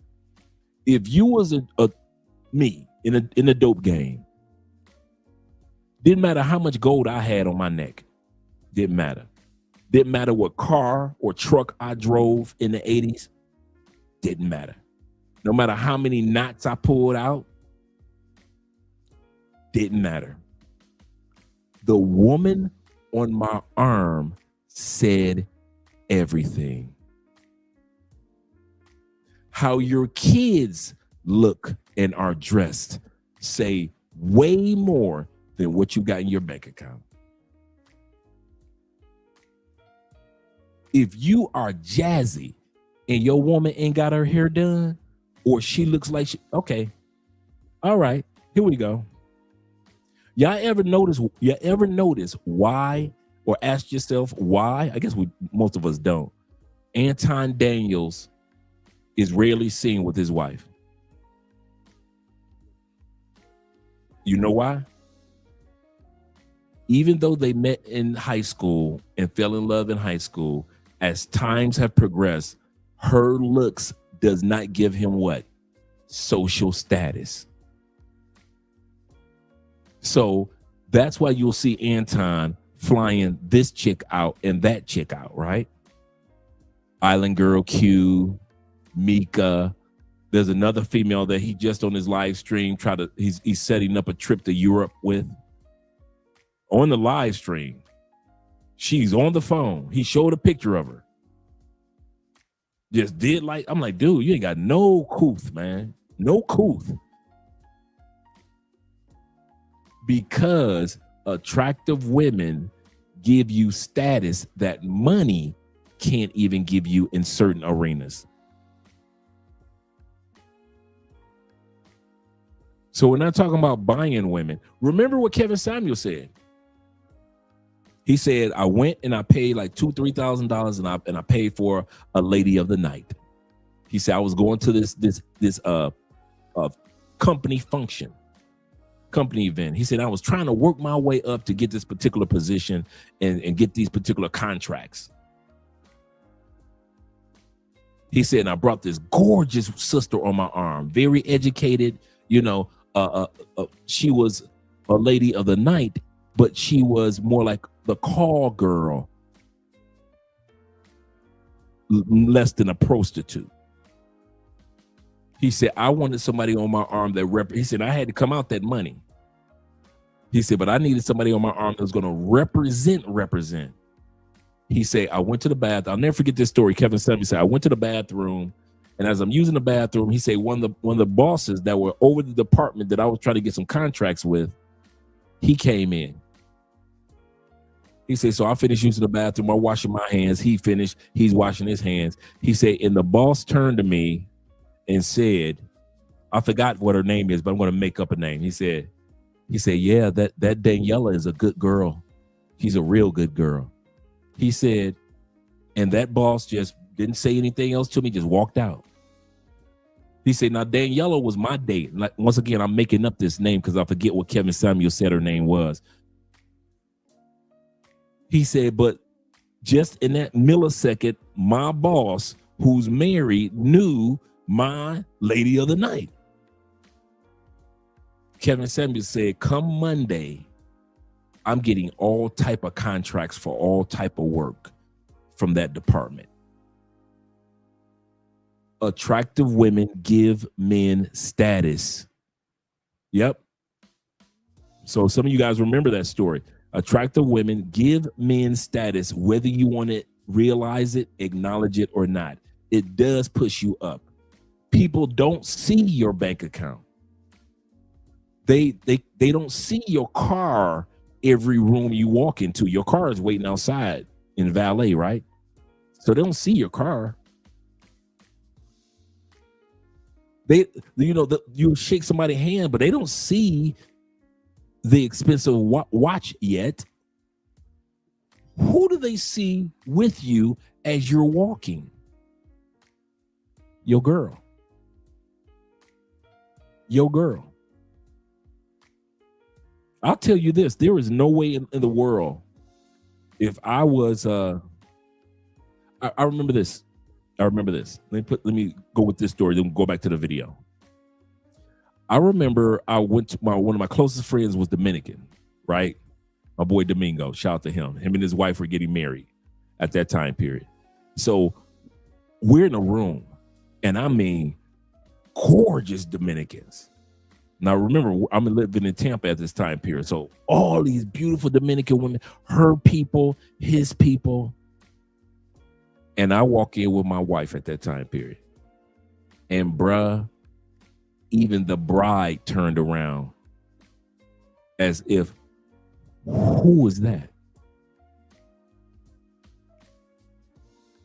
You could see the women just turn and they looking like, you know how women do, they do the up and down, like, and we went and sat down and we had a good time. But in that moment, the room froze. It does give you status to have an attractive woman on your arm. People make assumptions about you. We're going to get to one of the 7 things is assumption. So we're going to talk about that. But right now we're talking about the social status that comes along with being with certain women. Shout out to Prime in the building. Salute to you as well, brethren, for 3 months membership. He say he's right, in that Morgan Freeman voice. Yes, sir. He said ex-girlfriend, she's a female version of me, Drake. Yeah, that's a good point. Good quote. Good quote.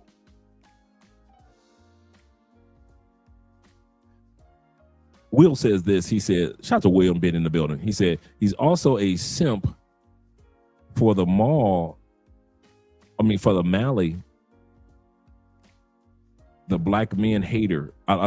Maybe I'm dipping into somebody's conversation. I think I'm dipping into somebody's conversation. I think, shout out to my brother Shade in the building. Shade Tree. He said, I remember him telling that story. Yep. He knew that beauty presents status, and it is what it is. And us mere mortals, we may not want to accept it, but it is what it is. If I'm going to get on a plane going to another country, you better believe she's going to be very attractive. If I would be doing that and I was a single man. He said it's an awesome feeling when you can turn that room and freeze frame it. Yeah, she loves it. Yeah. Yeah, and they love it when the ladies look. It's kind of funny. When you with an attractive woman, they don't care if the men are looking. But when the ladies are looking, that's what makes them feel good. Oh, it's also Anton's panel. Oh, yeah. Anton just been putting his foot in his mouth lately. I kid you not. Ooh. I mean, like I said, he should just use some of that money to buy some shut the F up tickets. I mean, lessons. Let's continue on, gentlemen. The number one status symbol has never been how much money you have, how big your house is, how many cars you have. The number one status symbol is and will always be how hot your wife is. It don't matter what your net worth is. When you walk in a room and you have a hot wife, you get instant respect from everybody in that room. So many men will be like, we don't care. Give you the popular answer. I'll take the beautiful idiot, though. Really? Absolutely. Do you think most men would take the beautiful idiot? Yes. Any man who's dealt with women, whether they be attractive or unattractive, they know that for a fact. People treat you different when your lady's unattractive. They treat you different? They treat you, yeah, they judge treat the man different? They judge you based off your lady. I've got a friend of mine. He is he's a fit brother. He is a brother that owns his own home, very successful in all his endeavors. He's produced movies. He's written books. I mean, my boy has done it. This is my dog. And he's only got mad at me one time in our brotherhood. When I told him, I ain't never seen you with an attractive woman. I say, every woman you bring through this door looks like a fat bag of trash. Boy, he was hot. I can't believe you said that to me, Dre. I said, I can't believe you hurt my eyes with the women that you bring through here. I say, man, you got the looks. I say, you economically stable. You got the resume. You own your own home. You got your own, and you ain't got no kids. I say, you got everything that every woman would want. I say, and you always bring the fattest, ugliest chicks through the door every time I see you with a chick. Oh man, that ain't right. And I said, it is what it is.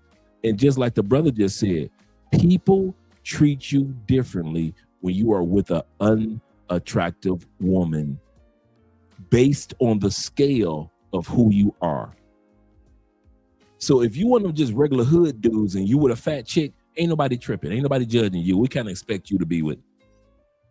But if you are a guy that's flying to Thailand, that means that you hold at least some form of economics. Most of us, every once in a while you find some grifters, but most of us, right? And you go to Thailand and you find the most ugliest Thai chick there is, I'm telling you, your status goes down no matter how much money you actually have in your bank account. People judge you first by what they see. If you're going to DR and getting with regular Dominican chicks and not a hot Dominican chick, you are judged for that. You're judged for that. If you're getting with you're in Brazil and you're getting with a Afro-Brazilian and she's below the standards of most Brazilian beauty, you're going to get judged for that. Don't think that you can be with a below standard woman and have a pocket full of money and money in your bank account and gold chains around your neck, and people aren't going to look at you from a lower standing point. You can't do that. Societies throughout human history have always looked at attractiveness as a status. So if you are a dude like this and you come to Colombia and get with a woman like this, people see you like this.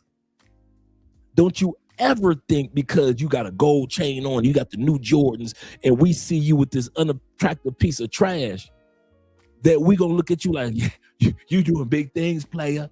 We see you with the Jordans that ain't never came out yet. Ain't nobody thinking like that. Nobody's thinking like that. You could be the flyest looking dude.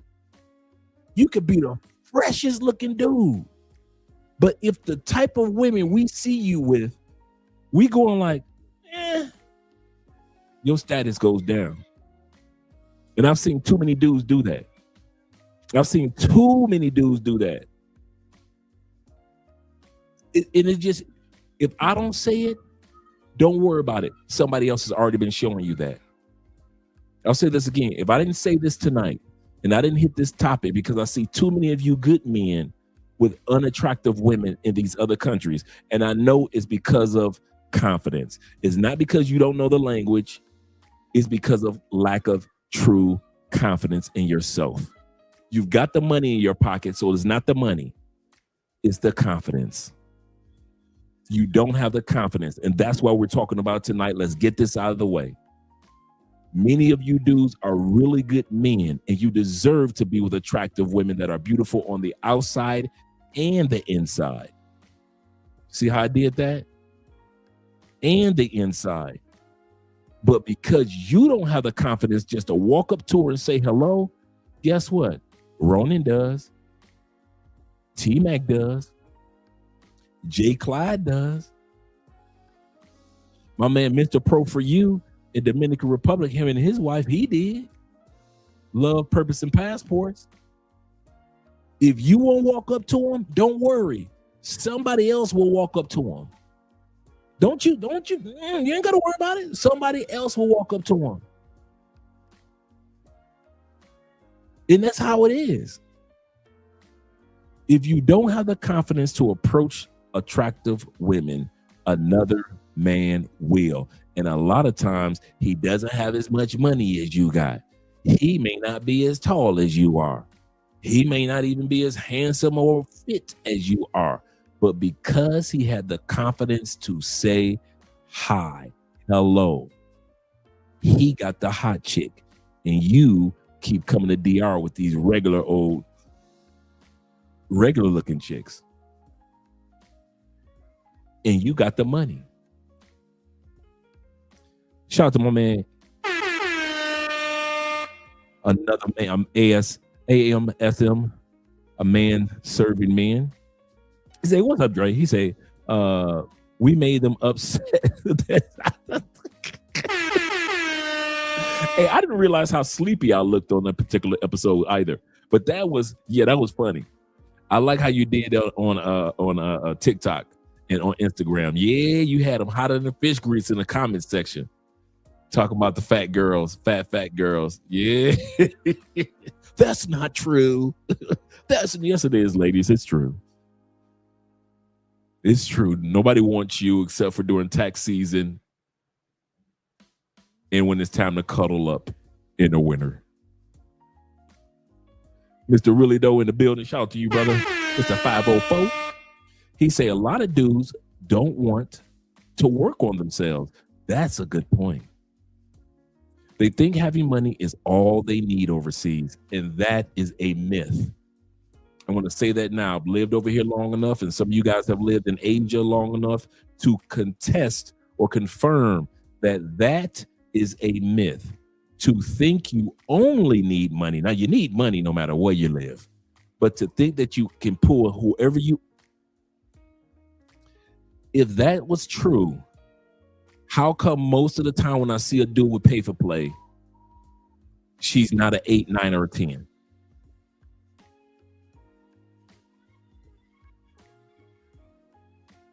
It's rare I see a dude post a photo with a pay for play and I'd be like, damn, I see your work, player.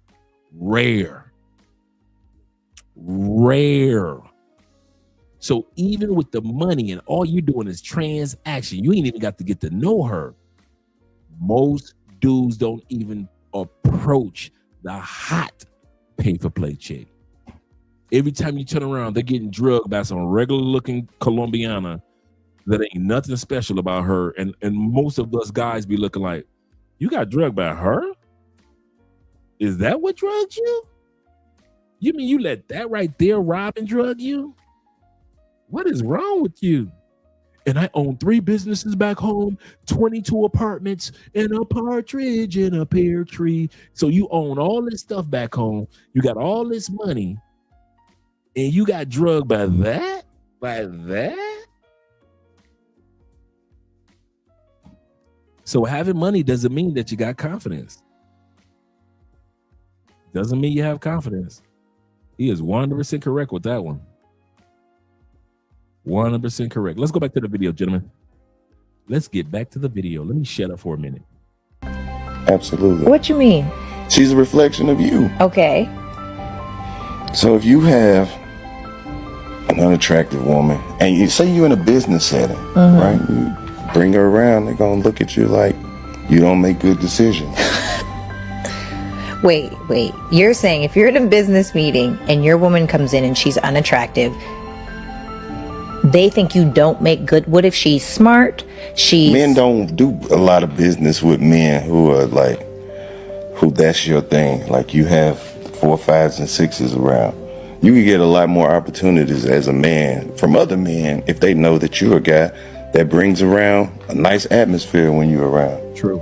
Like you, the guy that all the women like. Yeah. He's gonna get some opportunities based off that. Men judge men based off their woman. If a guy comes in and his woman is stunning and she looks beautiful and classy, all of a sudden, I'm like, what does that guy do?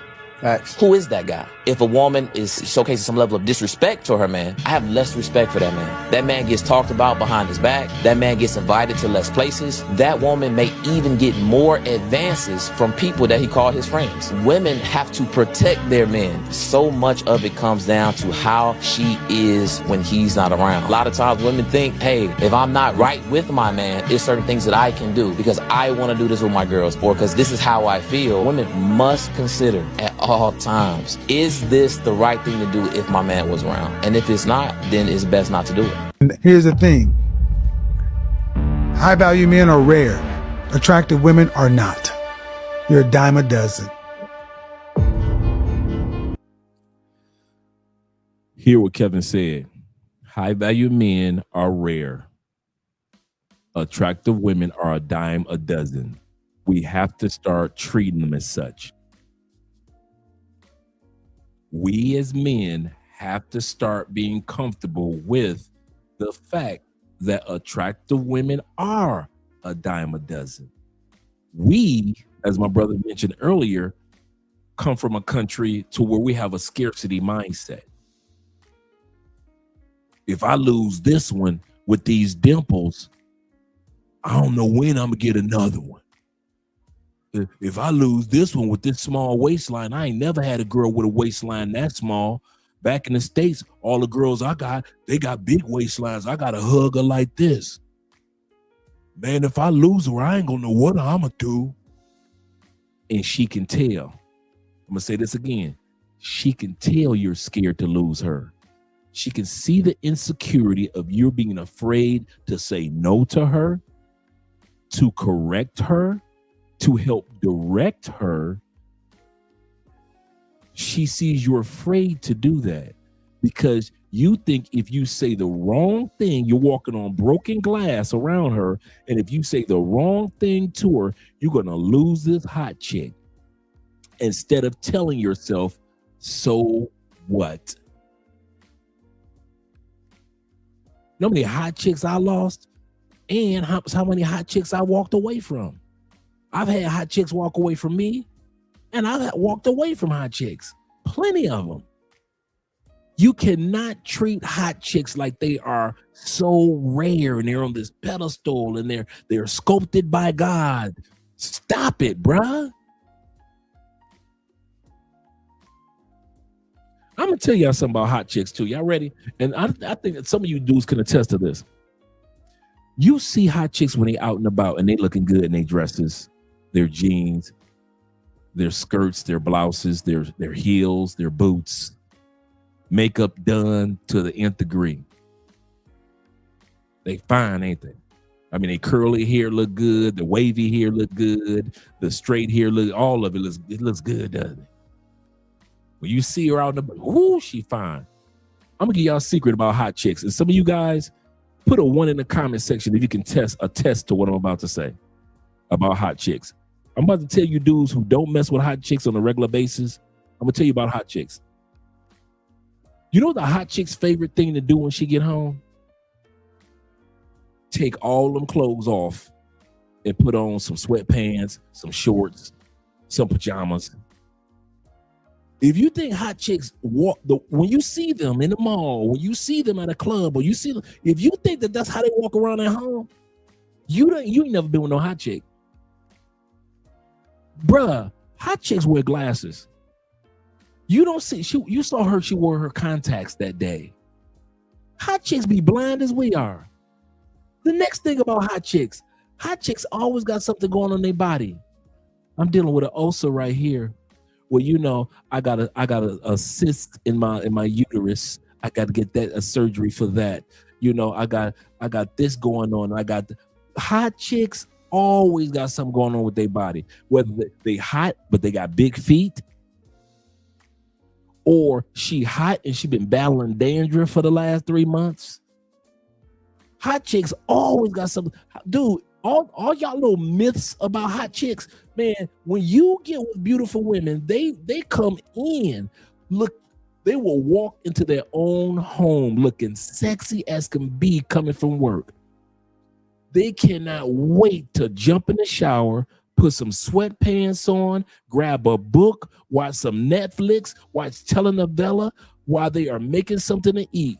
Bruh, that myth of y'all thinking that hot chicks like to look like hot chicks 24 hours a day, they don't. They will take that hair, put in a goddamn bun, that bun be sit to the side sometime. All you dudes that think that hot chicks always, come on now. Hot chicks snore. You be like, how in the heck is she this fine snoring? All you dudes that have never been with a hot woman, I'm talking about hot.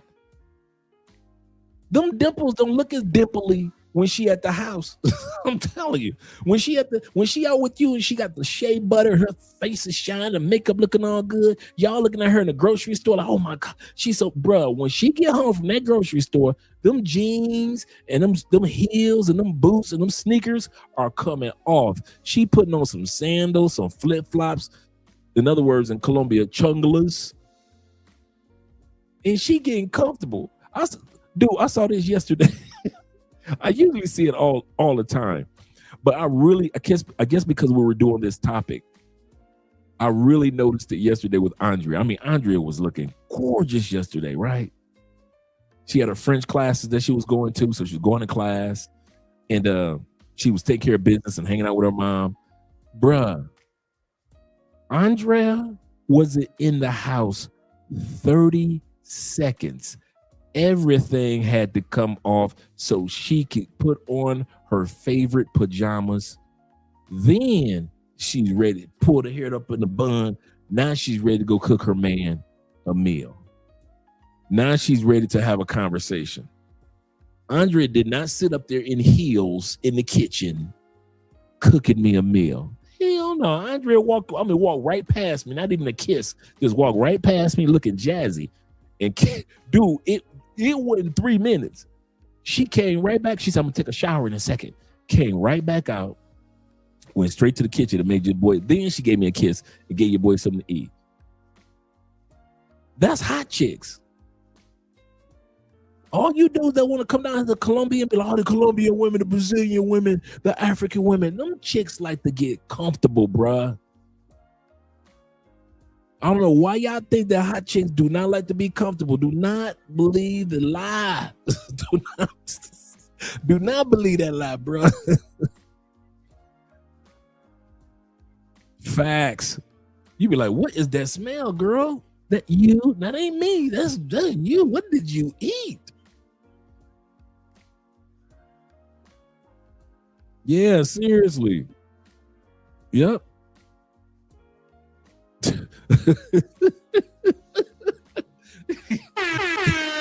You You ain't lying. You are not lying. Yep, with the big shirt with the mustard stain on it, and it's just chilling and be happy as can be. That's the part. They will be happy as can be. They love looking good in public, but dude, when they come home, they're like, man, I'm about to take all this makeup off, this foundation and all this stuff.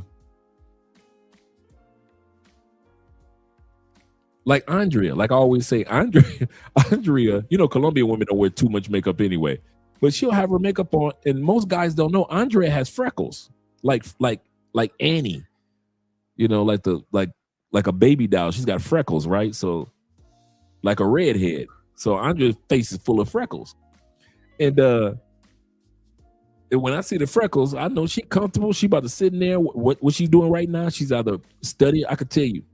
Right now, Andrea's either doing Bible study in the other room, prayer, studying her French lessons, or she's watching telenovelas. That's exactly what she's doing right now. So that myth of when y'all see hot chicks, say something to them, bruh. Say, what's the most she could say? No, I got a man. And that's it. That's it, man. That's it. I'm trying to tell y'all on that one. That one that I just gave y'all. If y'all start realizing, like Kevin Samuel said, that hot chicks are not scarce. They're not rare.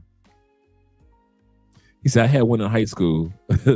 She would eat tamales and pass gas like a drunken sailor. You'd be like, girl, what is wrong with you? Nothing. You don't need any more tamales. Can I ask you a question? Do we accept that though? Yes. And a man has to make himself high value.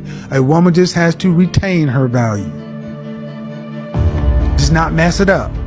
Don't get fat. Don't run up your body count. Don't do something drastic to your looks. Just retain value. So go ahead. You know, when a man has a beautiful woman, he will notice that a lot of women will be drawn to him even more. And let me tell you why. Some of us get caught up because we believe that they want us, that we are the one that they want. No, they don't want you. They're looking at your woman and they want to challenge her. They want to see where they stand when it comes to your woman. A lot of women challenge themselves based on the woman that you're with. Seriously. And so oftentimes when a woman approaches us because we have a beautiful woman, we think it's about us. We think that we're the shit. We're not the shit. It's the woman that they want. It's the woman that they try to compete with.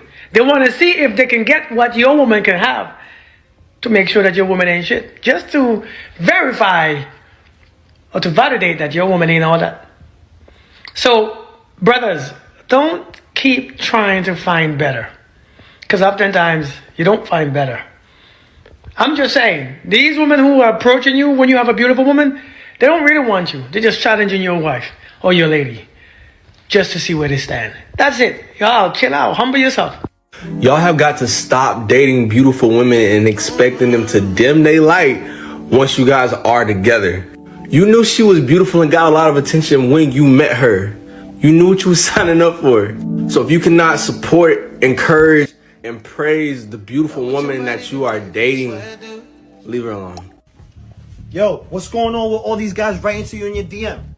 Ain't you in a relationship? Yes, I am. So who's your man? You are. So how about you tell these guys that you have a man? I did. They said fuck you. Perfect. All right, before we go to number 3, I made a mistake and put an I in there. I didn't realize that. That's supposed to be an M. I put an I. My bad. I meant to say assumptions by society. Number 3 lesson that you're going to learn is that there are assumptions. Once again, I made a mistake and put an I instead of an M. By society, when you are with an attractive woman, a lot of dudes going to assume you must have bought her. How much money? You know, every time me and Andrea post a photo on Facebook, there's always a bunch of dudes. How much? Where'd you get her from, dog? Where's she from, dog? Like, dude, Just because you got to move like that, that doesn't mean every man has to move like that. Shout out to my brother in the building, David Dice, once again. He said, when they say, I got a man, use that positive K. I got a man. What's that got to do with me? I'm not trying to hear that, see? He say song to get through that, fellas. Yes, sir. Yes, sir. Shout out to you, brother. Thank you for the support. And Saturday Night Walkers here. Shout out to you being in the building. Yes, sir. Jermon. Yes, sir. Let's go on to number 3.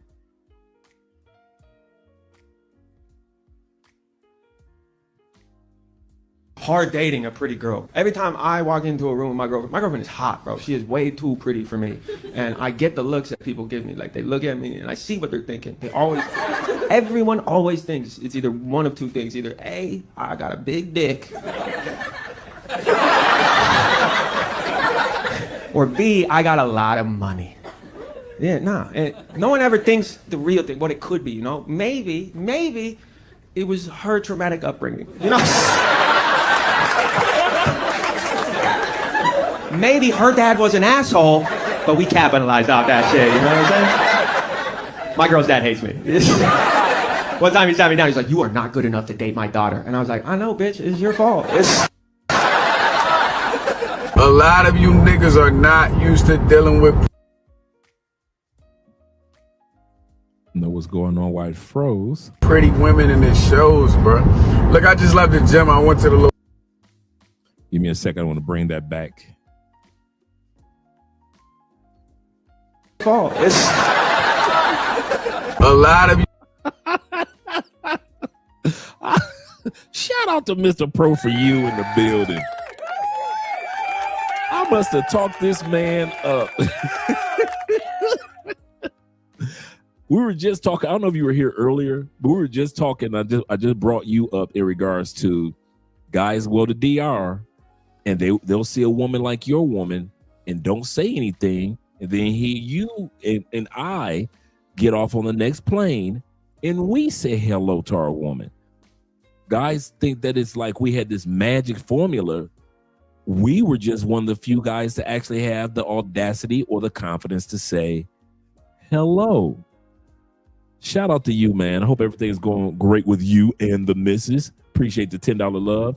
He say, we could call you Dropping Gems Dre. He say, appreciate you, brother. Keep dropping them for us. Yes, sir. Yes, sir. Make sure you guys subscribe to their YouTube channel. If you don't mind, Mr. Pro for you, drop the link to your channel. We got 97 in the building. Make sure you subscribe to he and his wife's channel. They are a wonderful, wonderful couple, man. I kid you not. I kid you not. And they always call us on New Year's every year as well. They call all the people that they're close to on their channels and that they just have become friends with over the years. Just a great couple, man. So do us a favor. Make sure you drop the link to your channel so we can subscribe to your channel. Let's continue on, gentlemen. You niggas are not used to dealing with pretty women in this. Know why that froze? Let's see if I move it ahead. That's not gonna last, bro. Okay, let's see. Let me bring that down and then bring it back up. Maybe that'll last. You're too insecure. You gotta finish. Okay. By me and her looking at each other. We didn't say shit to each other. You're not used to having a pretty ass woman. She's gonna feel your insecurity and she's gonna leave you. You know, we don't talk about the struggles of having a pretty girl, like somebody that has a face card that's just like a 10, like, oh my. Okay, let me bring this down. I'm gonna bring it back up. Let me take it completely down. Let's see where we are. Okay, I see that. And then I'll remove it from studio. And then I'll bring it back up. Let's see if that helps us out. Let's see if that helps us out. Let me bring that back up.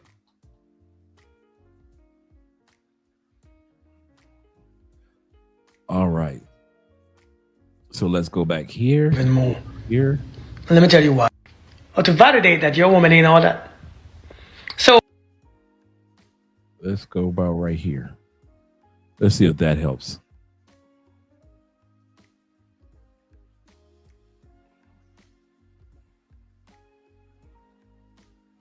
Let me encourage and praise the beautiful woman that you are dating.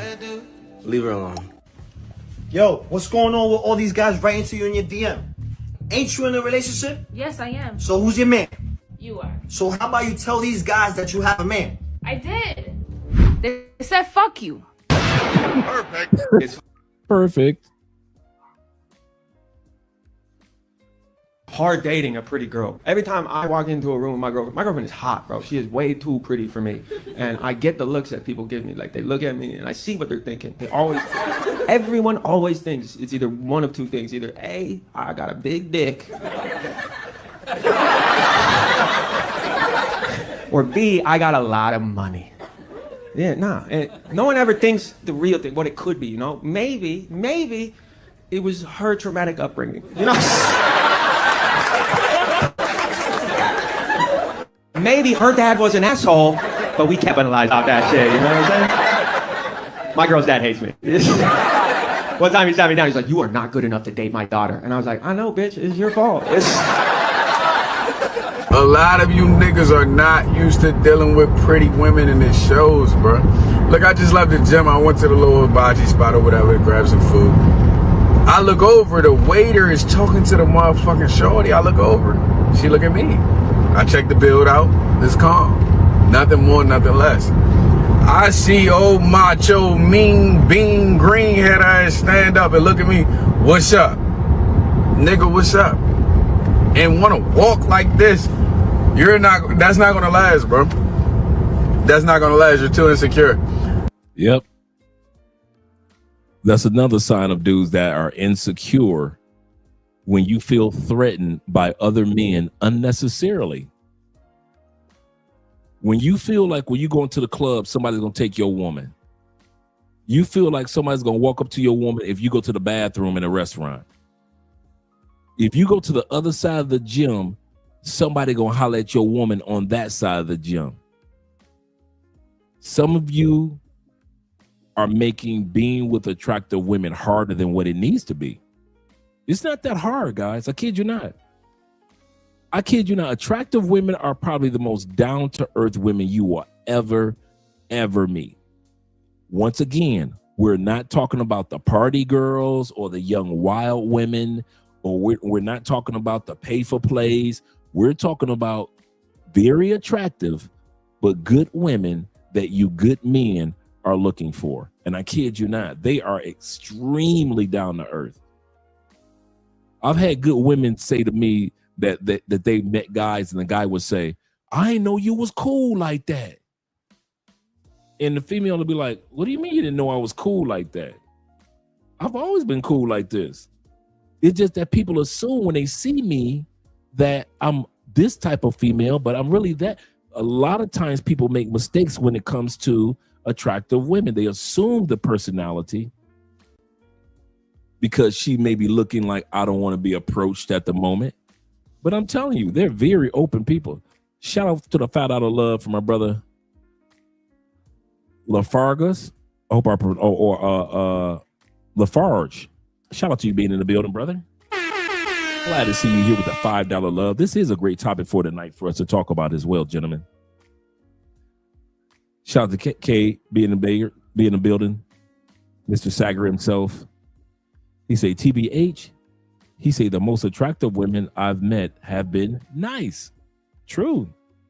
Absolutely true. Let's continue on. But like he said in this story, he said, I glanced over, I saw his woman. She glanced over, looked at me. He said it was never a look of like, "Yeah, I want you." But in you dude's mind, you think if your woman looks at somebody and somebody looks at your woman, "Oh, he must want her." Bruh. Everybody. Can I say something that some of you dudes that have attractive women understand? I want to say this again.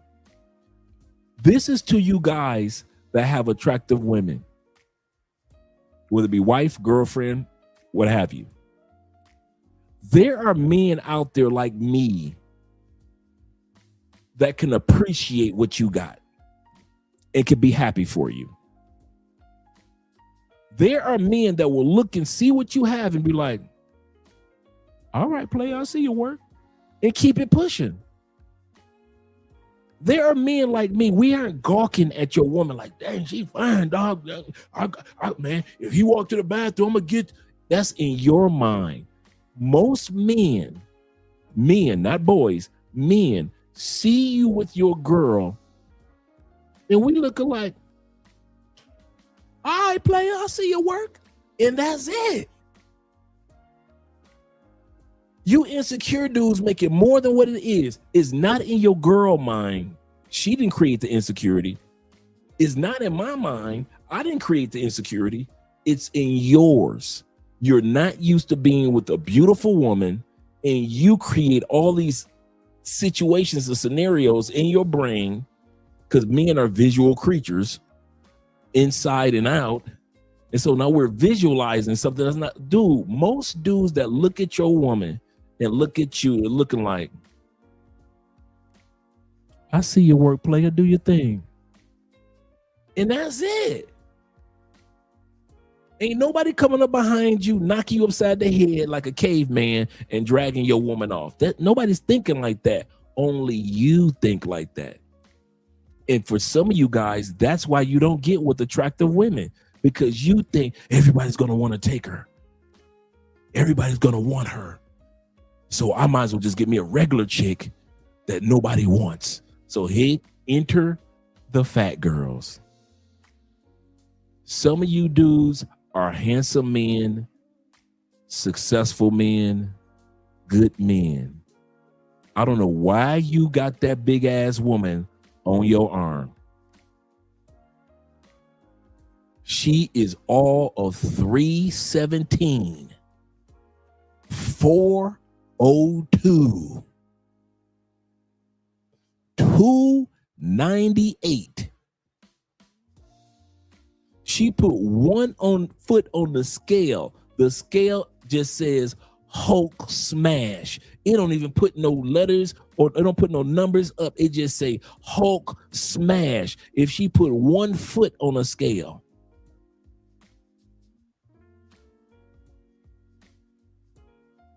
The only t-shirt she wears is a t-shirt that has Captain Crunch on the front of it. And you know why?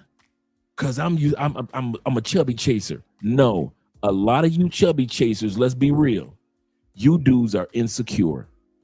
And you really, in your mind, want to be with a nice, good, attractive woman, but you are so afraid that someone's going to come along and take her, even if you've got money, that you go ahead and get with the fat girls. You're not a chubby chaser. You just scared to be with an attractive woman that you really want to be with. Let's be real. Your big girl see how you look at when you walking through the mall with her and your 2 fat kids, and she see you looking at all them hot chicks. You know why you keep looking at all them hot chicks? Because that's who you really want to be with. But because of your insecurities, you settled for the big girl that you had. Now you got 2 babies, 2 fat ass little kids walking around the mall, eating up everything. Shout out to your fat kids. Looking like little Willy Wonka kids. And your big girl. And you forgot to tell her to shave her mustache before y'all went to the mall. You forgot to tell your big girl to shave her mustache.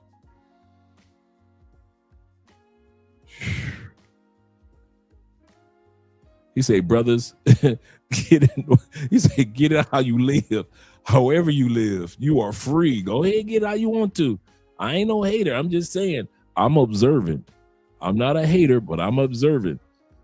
He said, Andre, he said, got me rolling with the fat girl commentaries. I'm just saying, a lot of dudes ain't no chubby chaser. They don't like big girls like that. And this is not like I said in the last episode, this is not a commentary against forward figure women. It really isn't. What I'm saying right now really has very little to do with the women compared to what has to do with the confidence of a lot of men. You probably got burned by an attractive woman or hurt or disappointed by an attractive woman once or twice in your life. And then you like, I am not going to be with any more of those 8s, 9s, and 10s. They're heartbreakers. And society sells us on that. And so we swing the pendulum to the extreme, and we try to find the biggest females that we can find. You don't care nothing about no big girls. You don't care nothing about big women. It's just because you're insecure, and that's why a lot of you guys go over to big women. Now, there are some men that are attractive to full-figure women. Shout out to those guys. But I know in the midst of those men are a bunch of insecure dudes that know that even though they've got money, they still don't have confidence. You say linebacker dating just can't do it. He said no such thing as a chubby chaser. Is a coping mechanism. That's exactly what that is. That's exactly what that is. A coping mechanism. Good way of wording it for low self-esteem men. When Colombian men ask me why I'm in Colombia, I tell them to get away from big girls, big girls, big girls, big girls. Yes, sir. Let's go back to the video. Let me shut up for quite a bit. You got offended by me and her looking at each other. We didn't say shit to each other. You're not used to having a pretty ass woman. She's gonna feel your insecurity and she's gonna leave you. You know, we don't talk about the struggles of having a pretty girl. Like somebody that has a face card that's just like a 10. Like, oh my God, bro, the struggles it's not for the weak. It's literally not for the weak. Like, you gotta be solid with yourself to have a real pretty girl, because you're dealing with at least 100+ dudes every day. It's like 100 in the morning try to talk to her, 100 at lunchtime try to talk to her at her job, and then when she comes home, like she goes to Walmart or something like that, that's another 100, right? So that's 300 a day, dude, just trying to get with her. And it's like, you just gotta have that mentality. If y'all locked in, you should know, like, she's not going nowhere. But it's still back in my head, like, damn, like, I know dudes be trying. I know they be trying. And they don't even care if she got a boyfriend. Oh, can I get your Instagram? You can't have an Instagram? You can't have friends? Like, I already know the game, bro. I already know the game, like, for real. Back up. Back up, because for real, I'm not letting this up. I'm not letting this up. This is a 10. This is a 10. You think I'm going to let this go? Number 4, the haters. Let's look at the women hate. Let's go back for a second. You will have. This is a 10. You think I'm going to let this go? You're going to have some haters. If you think that you're going to be a man with an attractive woman or a woman with an attractive man, and you're not going to have haters, shh, that's par for the course. That's part of the makeup. That's part of the formula of being with an attractive woman or a woman being with you guys, attractive men. It's going to be some hate. If you think every passport bro, blue book gentleman, passport king, black expat, if you think that everybody is dancing in the streets for your relationship and are happy to see you be with that little fine woman or that tall, sexy woman that you got, these are not happy. Women will hate on women and dudes will hate on you. I'll say this again. Women will hate on women by trying to take you away from her. You think she's trying to get you because you look so good. A lot of times women are trying to take you away from your attractive woman because it's a competition between women. You just stuck in the middle. And if you dumb enough to let them take you away from your attractive woman, guess what happens? They are no longer interested in you. You be like, wait a minute, but I left my woman for you. I left my sexy woman for you. I don't want you. A lot of times it's just women hating on women just to compete. When you become the Lord of the Ring, the precious. When you become the Lord of the Ring, man, women want you. And the more attractive your woman is, the more glances you get from other women. Like, if she's with him, what is it about him? And then dudes, men just don't hide it. Men just don't hide it. What's she with him for? I got more money. What's she with him for? I got a better car. I look better than him. I'm taller than him. I can fly her to France right now. He can't even fly her across the street he can't fly her to Cartagena from Medellin. What you in? Men hate. I told y'all, every time me and Andrea post a photo in one of the travel groups, the Passport Bros or the Black Expat, bruh, it's gonna be at least 50 compliments, but at least 20 haters. Guarantee every time. It could be, hey, Andrea and Andrea, Merry Christmas and have a Happy New Year. Where'd he buy her? Hey dude, where you buy her from? Where you get her from? You know she gonna leave you. You better not take her to the States.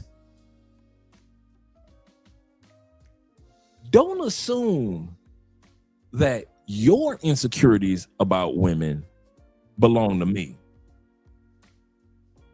Keep your you believe that you would have to pay for a woman in order for her to be in your life. That's your insecurities.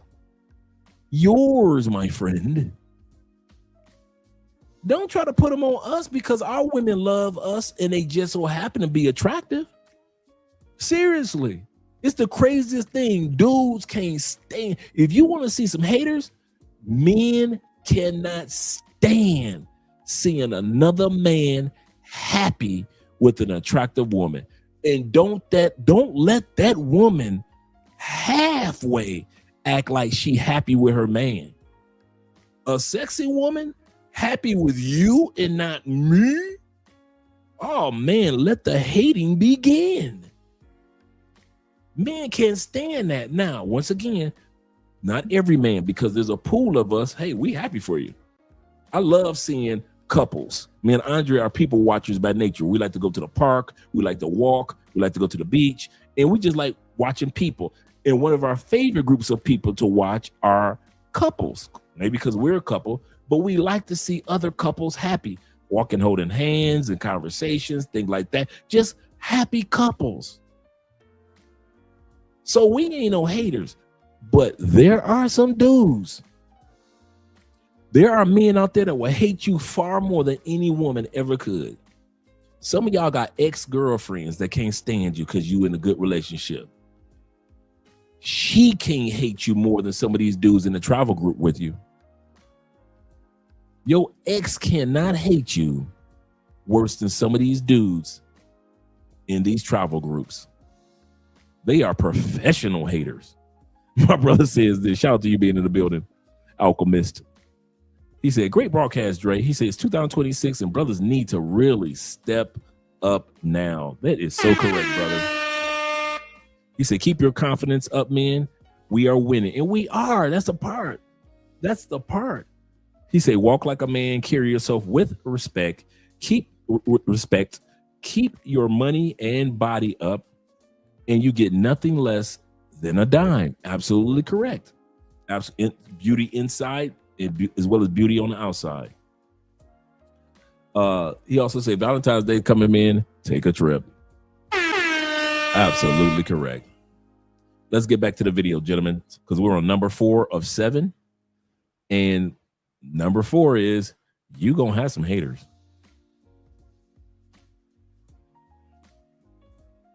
Let's look at the women hating on her. Look at her, making fun of her. Now the mom's judging. Now they're making fun of her walk. Look at all because she has what? A nice outfit and tacones on, which are some high heels. See, she's staring at her down. You know the difference from you and her? She takes an hour to do that to herself to make sure that she's upkept. You sleep in and don't care about your hair, don't care about your weight, and don't care about putting on high heels. Women who are very beautiful and take care of themselves, I've noticed they don't shit on other women. The girl in the video that are judging the pretty ones are not the good looking ones.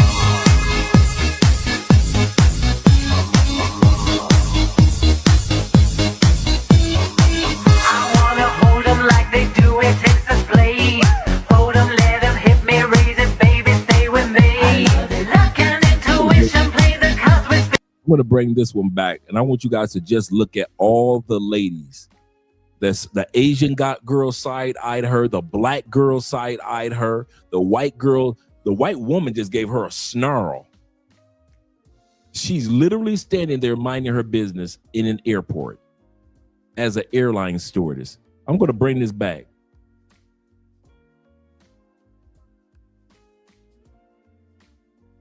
Staring at her down. You know the difference from you and her? She takes an hour to do that to herself to make sure that she's upkept. You sleep in and don't care about your hair, don't care about your weight, and don't care about putting on high heels. Women who are very beautiful and take care of themselves, I've noticed they don't shit on other women. The girl in the video that are judging the pretty ones are not the good looking ones.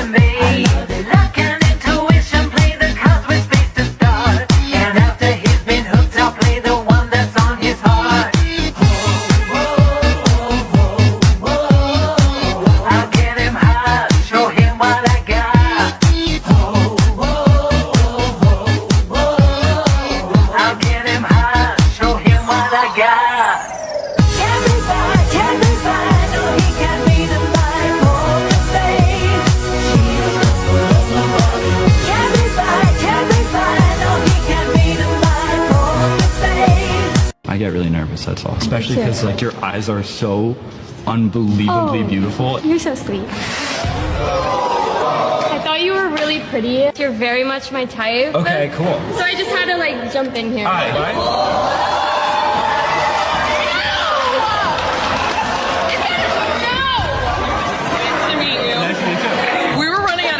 I was like, you give like, have you seen Euphoria? I want to say no, but yes. Okay, you give like Nate vibes, not like personality, but look. Now, let me tell you the reason why all those girls just start chasing him, wanting that guy that's sitting over there. Now, it's not like this guy, he's the best looking guy, the most attractive looking guy, or the coolest guy in that group. He just looked like a normal dude. But how is he getting all these women? This is called the power of pre-selection. Now, what is pre-selection? Now, what's so amazing about this video is, as you can see, the more woman chooses that guy, the more higher his pre-selection go up, which make him way more attracted to all those women that's sitting over there. That's why you see all those girls, as soon as one of the girls starts stealing him, and the other girls start chasing him, you can see at the end, all these girls start fighting over him, you know? And he just look like some normal dude. It's not like, there's nothing special about that dude, you know? He'll just sit there yapping. But anyway, if I can give you guys one tip to attract any woman, it's pre-selection. So next time when you go out,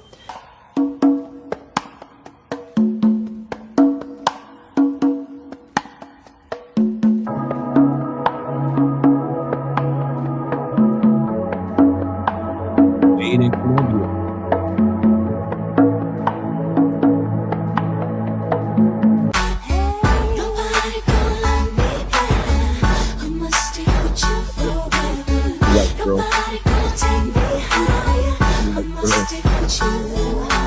Ever since I was a kid, I've been a G. If I was you, I would cut up my wrist. Exotic all over her body. Number 5 is, put this in your mind. Don't forget it. If you don't take anything from tonight's topic, 5 of 7.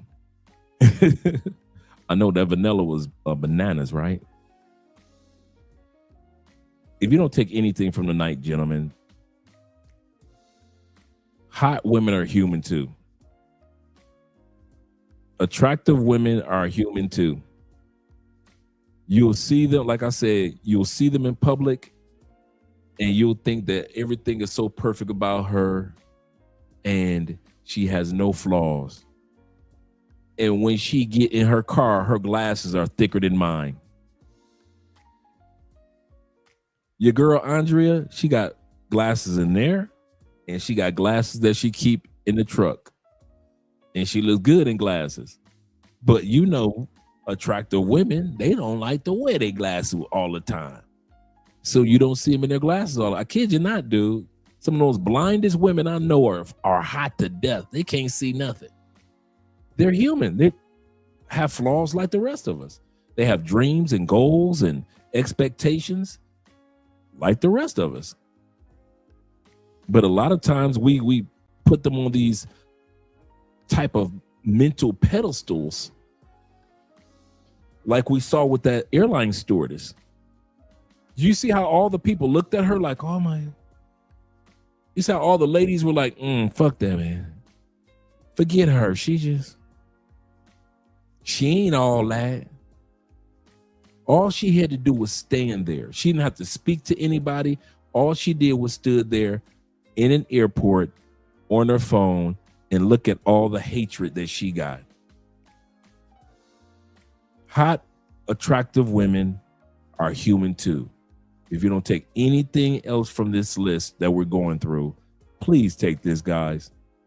Stop putting women on pedestals that aren't asking to be put on certain pedestals. Let's continue on with the video. Being pretty does not mean being seen. Sometimes it means being overlooked in an entirely different way. Do you ever just feel like you're not really seen as a person, like beyond your exterior? Like, yeah, some people compliment you, they stare, they even act like you've got it all or you just look put together, but somehow you just still feel invisible? Yeah, me too. And I think it's because people just don't really know you, or they don't care to know you. Like, they like the look of you, but they don't see you as a person. They skip past your feelings, your thoughts, who you are, the depth of you as a person, and you're just a decoration in the background of their life. Like, sometimes I just sit in rooms and I just realize, like, I'm only being looked at. Like, nobody really cares to hear what I have to say. It's just like being a painting in a museum. It's pretty to observe, but nobody asks, like, who made this? What's the story behind this? Nobody really knows or wants to know who I am as a person. I was always just left out. Like, I'm always left out of the group chats. Nobody ever calls me over to cry or be vulnerable or to vent. I'm always just the pretty friend and nothing else. So I say all this to say, pretty girls get ignored too. People will stare, but they will not see who you are as a person. Just because they see your face does not mean that they see you. Okay, so on one of my videos I seen something about pretty privilege, so I actually want to give y'all insight on what it's like to so-called live with that, or what it's like to be an attractive person, like the actual reality of it. A lot of people think that, oh, if a female is pretty or if a man is attractive, that things go their way and they always have good interactions and stuff and they have good luck and people show them favoritism, and I'm here to let y'all know it's the complete fucking opposite. It's the complete opposite. Because most females that I come across, they see me as competition, or they're intimidated by me and how I look or my body, especially if they're around their boyfriend or their husband. So I have to, like, overly show that I'm not a fucking threat. Like, if it's a couple that I'm walking past, I do my damnedest to make sure I'm not looking into the guy's eyes. I just look at her. If I'm like out in public and I have like a crop top or something on and it's a woman with her female, like, I'm like subconsciously trying to like cover up my stomach and stuff like that to protect her feelings. I naturally, like, my spine, I found out that my pelvic bone, it actually tilts backwards, so I naturally... Did I not tell y'all beautiful women often have something wrong with their body? They're not perfect people like we try to portray them as. They're just human, just like the rest of us. They have a dip in my back when I stand, when I'm comfortable, to where it looks like I'm poking my butt out. But whenever I'm around certain females or whatever, like I can feel it. I can feel the insecurities. They don't have to say shit. So like I'll just like naturally try to like tuck my spine in to where my butt isn't sticking out, you know.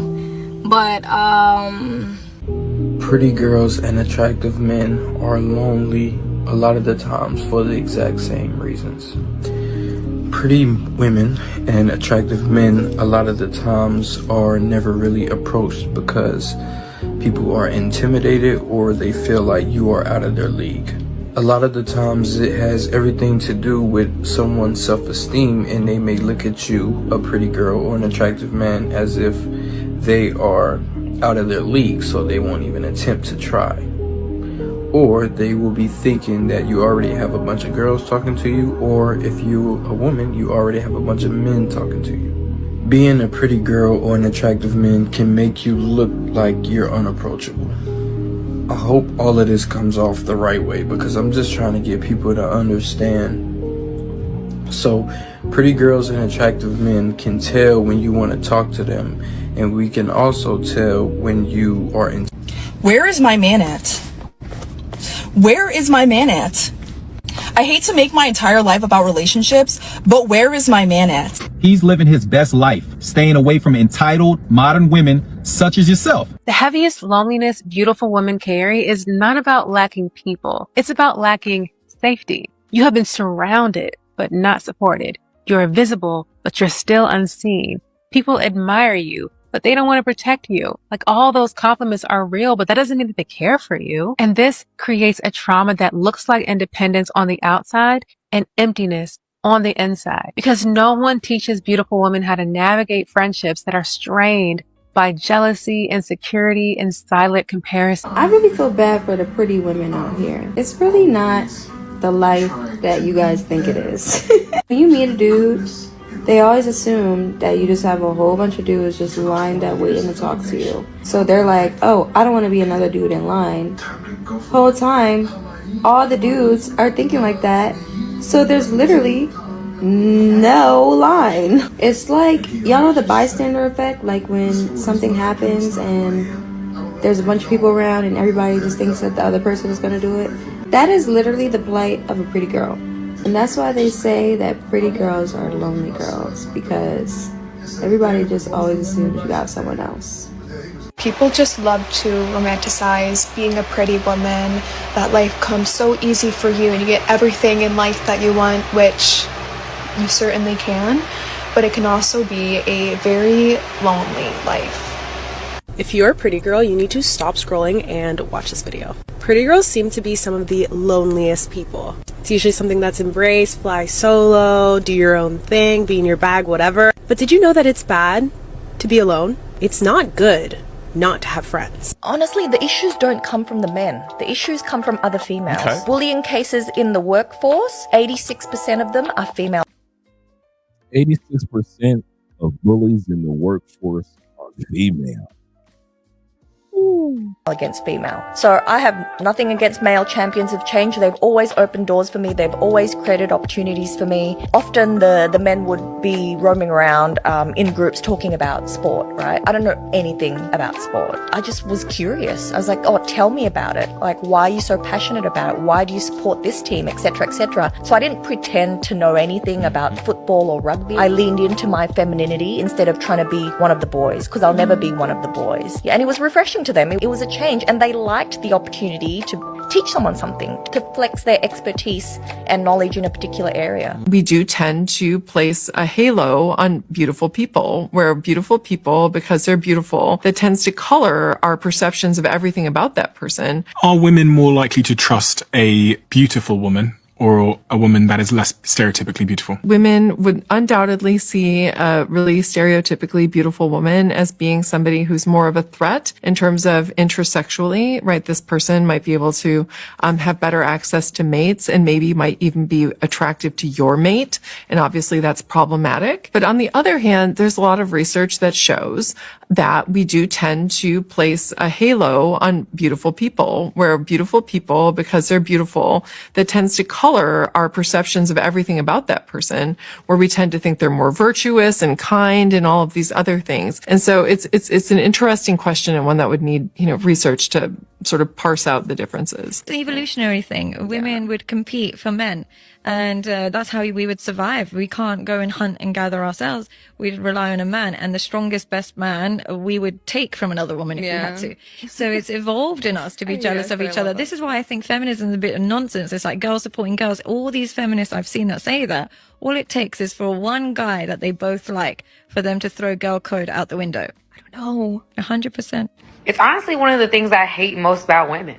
Honestly, we are each other's worst enemy. It's like we think that some other woman is like our competition. We don't think of them as a sister or somebody that has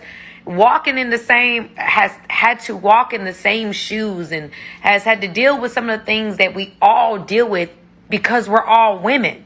The one thing I'll say about men is that men tend to come together.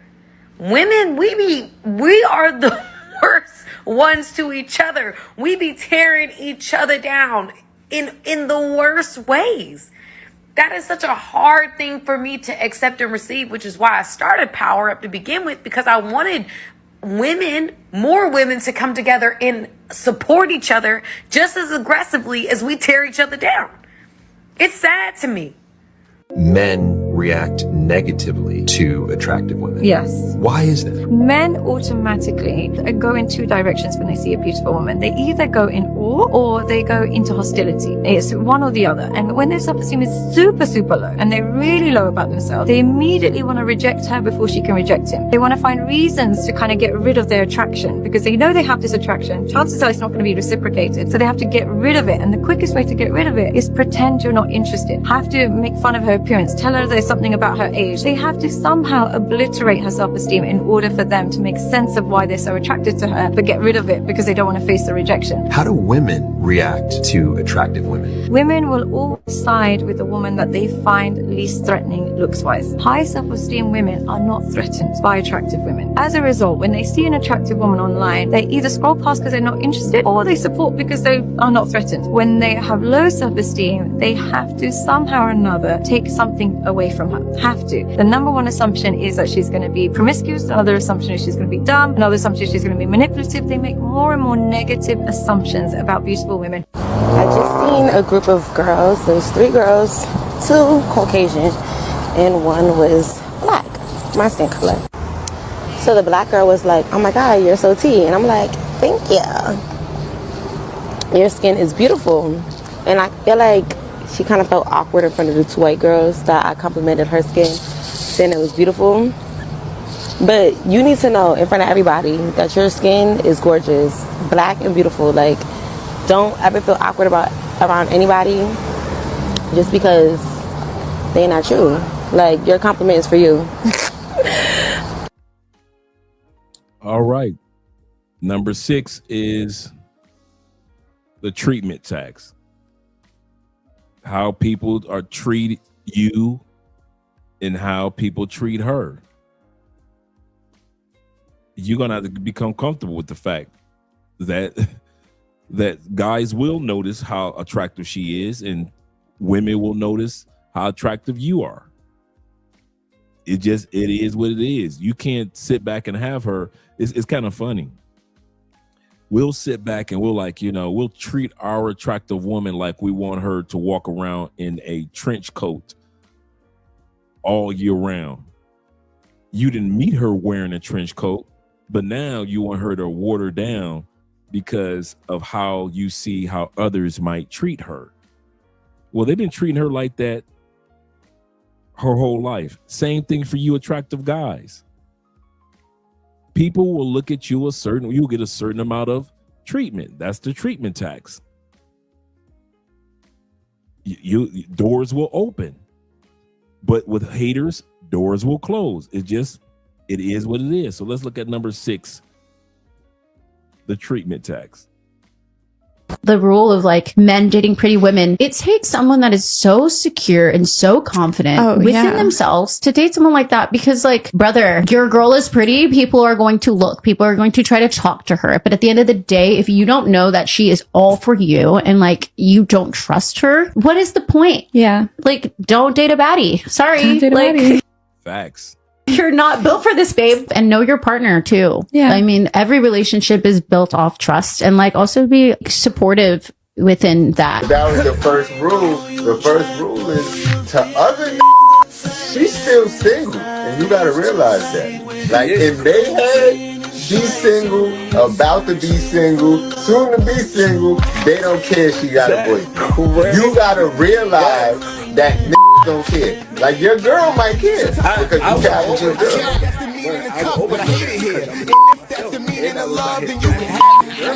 Like you gotta realize. When you date a 10, there's a certain price that you're going to have to pay because typically those women are very insecure. Those women don't necessarily have built like a backbone to them. So you're constantly going to be battling with her ego. You're constantly going to be battling with building up her self-esteem because she has never been told no her entire life by a man. So if that's what you want, then that's what you got to deal with. Same things with guys. Like the majority of them who have not had to work a day in their life to get self-esteem, they are going to be very insecure and you're going to be babysitting that for a long time. So that's the price that you pay for dating a very beautiful woman. What do girls find attractive that guys do or whatever? Confidence is so huge. Confidence is ginormous. I mean like real confidence, not like, oh, walk in the room and I'm that guy. I'm the best guy in the room. I'm just that guy. Like, no, I mean the confidence that's I mean the confidence that's like so indisputable that you don't have to say anything or even check yourself in your own brain when you walk into a room because you just already have that instilled in yourself. But those are two different energies. Like girls can tell the fake confidence over time versus the real confidence. I was about to, that was literally our next question. How do you be like, what's the difference between cocky and confidence? How do you guys tell? Because like when y'all describe it, it sounds like one guy walks in and another guy walks in and one guy has like a golden aura around him radiating confidence. Like, I don't understand how y'all tell the difference between confidence and cocky. I don't think there's ever really a way to tell things off the bat, but time will always tell you exactly who a person is. Okay. And you, like, as someone who is confident is not going to do certain things or go about certain things or react to certain things a certain way. All right. Now we've been looking at the 6 rules. Now we're on number 7. Hotties come in flavors. I purposely showed you guys videos while the you know, throughout the show of very attractive women walking, relaxing, posing, and a lot of you guys will say, man, those are attractive women. And when we talk about women that are 8, 9s, and 10s, we often talk about women that have the exterior beauty in which we are familiar with. Like what I've been showing throughout the video, very attractive women physically. Hot women come in variety, guys. The women that I've showed you throughout the night are not my type of hot chicks. I'm gonna say this again. The women that were just walking, or while you know, like that, and I was using them for B-roll, that were just walking or modeling or posing, those aren't my type of hot chicks. For many of you, you smash them. See, there's a deal between me. I would, as a single man, if I was single, smashing a chick. I smash all them chicks, but to spend time with, those aren't my type of hot chicks. Hot 8, 9, 10, 7s come in variety. So for you guys who stereotype hot chicks, I want to let you know now. I'm going to show you that attractive women come from different walks of life. So if you're not looking for the woman that got her pants or her behind hanging halfway out, that's not me either.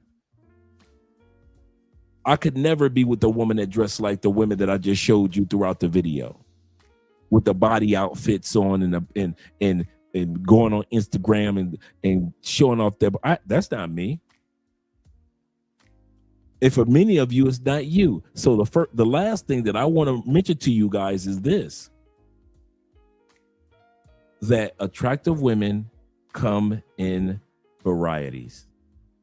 And some of the women I'm going to show you are more like the women that I'm attracted to or would be attracted to if I was single.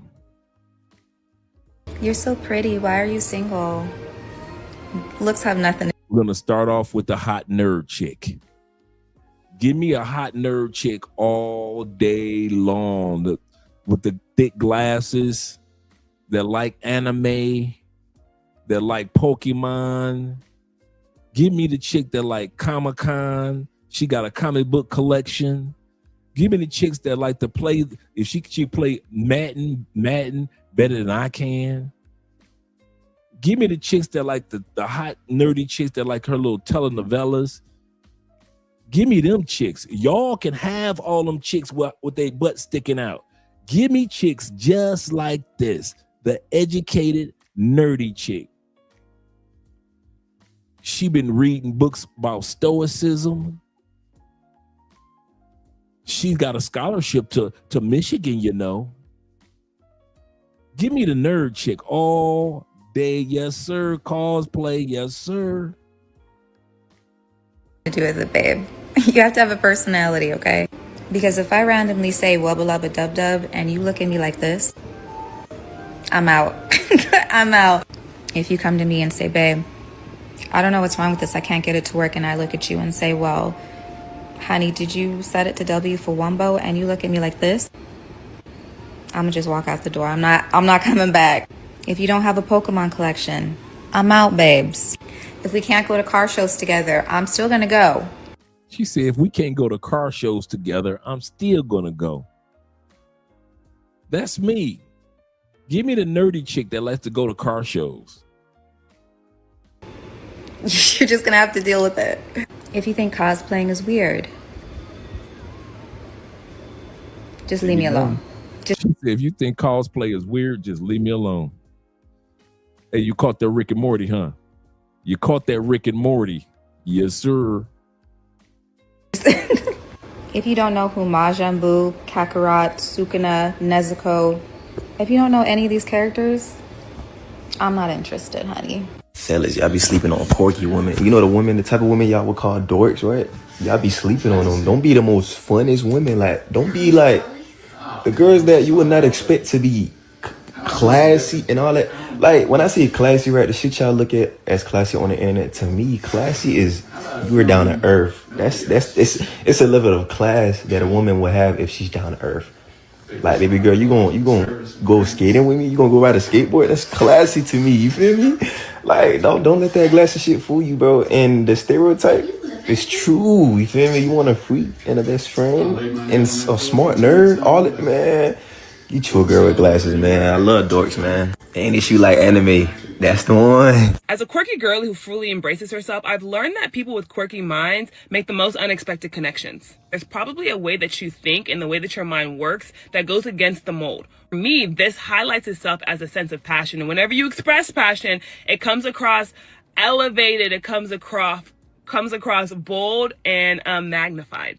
Utilize this as your reminder that we do not need another wannabe it girl. I love people who are original in their thought process, and I am drawn to those people who have a high level of curiosity for other people, for this world, for the things going on around them. And those are the things that we need more of. And I think that our quirky minds naturally live in this space. Don't know who needs to hear this, but the freaks are not in the club. They're in the library. They look innocent sometimes. Paper Route called it. Paper Route called it. The freak girls are not at the club. They are at the library. He ain't never lied. Never, ever lied. I've met some of the most beautiful women in the library, in the bookstore. Barnes and Nobles, man, please. I used to live in there. I used to dude, y'all think I'm playing? I lived in Barnes and Nobles. Lived in Barnes and Nobles, man. The bookworm chicks, the hot bookworm chicks, man, y'all ain't ready. Y'all want them other chicks that I showed you earlier with their butt hanging out. See, y'all like them hot chicks. Me, I like a sexy nerd chick. That's what I married. I knew who I was going to marry. My wife is taking, like I say, she's taking French lessons. Give me the nerd chick. Andrea's book collection is larger than mine. Give me the nerd chick. Andrea likes recipes, going to church. Give me the nerd chick, bruh. Give me the attractive nerd chick that you assume that she a party girl. No, she ain't. She watching telenovelas and cartoons and going to Comic-Con. Yep. For real. For real. I let the rest of you dudes. He said, let me get a nerdy Latina or Snow Bunny, Asian. Yes, Lord. Yes, sir. Yes, sir. It's intimidating. Sometimes you might think that you don't want to approach them because you might be too filthy for them. Let me tell you this, you're not. They're way filthier than you. They read things that you just couldn't even imagine yourself. And they're written by women, for women, and it's what women want. So if you want real tips, guys, start reading fairy smut because you might learn a thing or two. Ladies, tell me I'm lying. All these guys are on TikTok saying, well, these dating apps aren't working, so it's time to go to Barnes & Nobles and walk around looking confused. Honestly, you don't even have to look confused. You just go to Barnes & Nobles, find yourself a cute book girl, walk up to us and say, hey, would you like me to buy that book for you and get you a hot cocoa? If you do this, you show us 3 things. 1, you're going to support our book buying habits. 2, you're going to feed us and give us yummy things. 3, you're a go-getter. You're actually going to pursue us with some intention. So when you put all those 3 things together, the next step is to just give you our number. Listen, if my man were to take me to Barnes & Noble or whatever store that has books and stuff, if he grabs me by my, if he comes up behind me and grab me by my neck, whisper in my ear and tell me grab as much books you want because you've been a good girl, tenderism. I swear on everything, I will become tender as fuck if he tell me that. Because I'm telling you, you ain't got to tell me twice a day. I'll grab whatever books you let me grab. Like telling you, fellas, take your lady to the bookstore. Let her get whatever books you want. I'm telling you, that could be the best thing you could do for her. Period. And I'm saying this, that you can do this no matter what country you're in, guys. I'm always dragging Andrea to the bookstore. She loves it. Loves it. I don't know why y'all dudes do not get the nerd chicks, the hot nerd chicks, a chance in another country.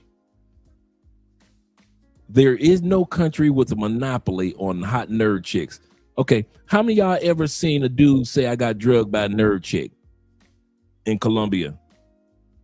Bueller.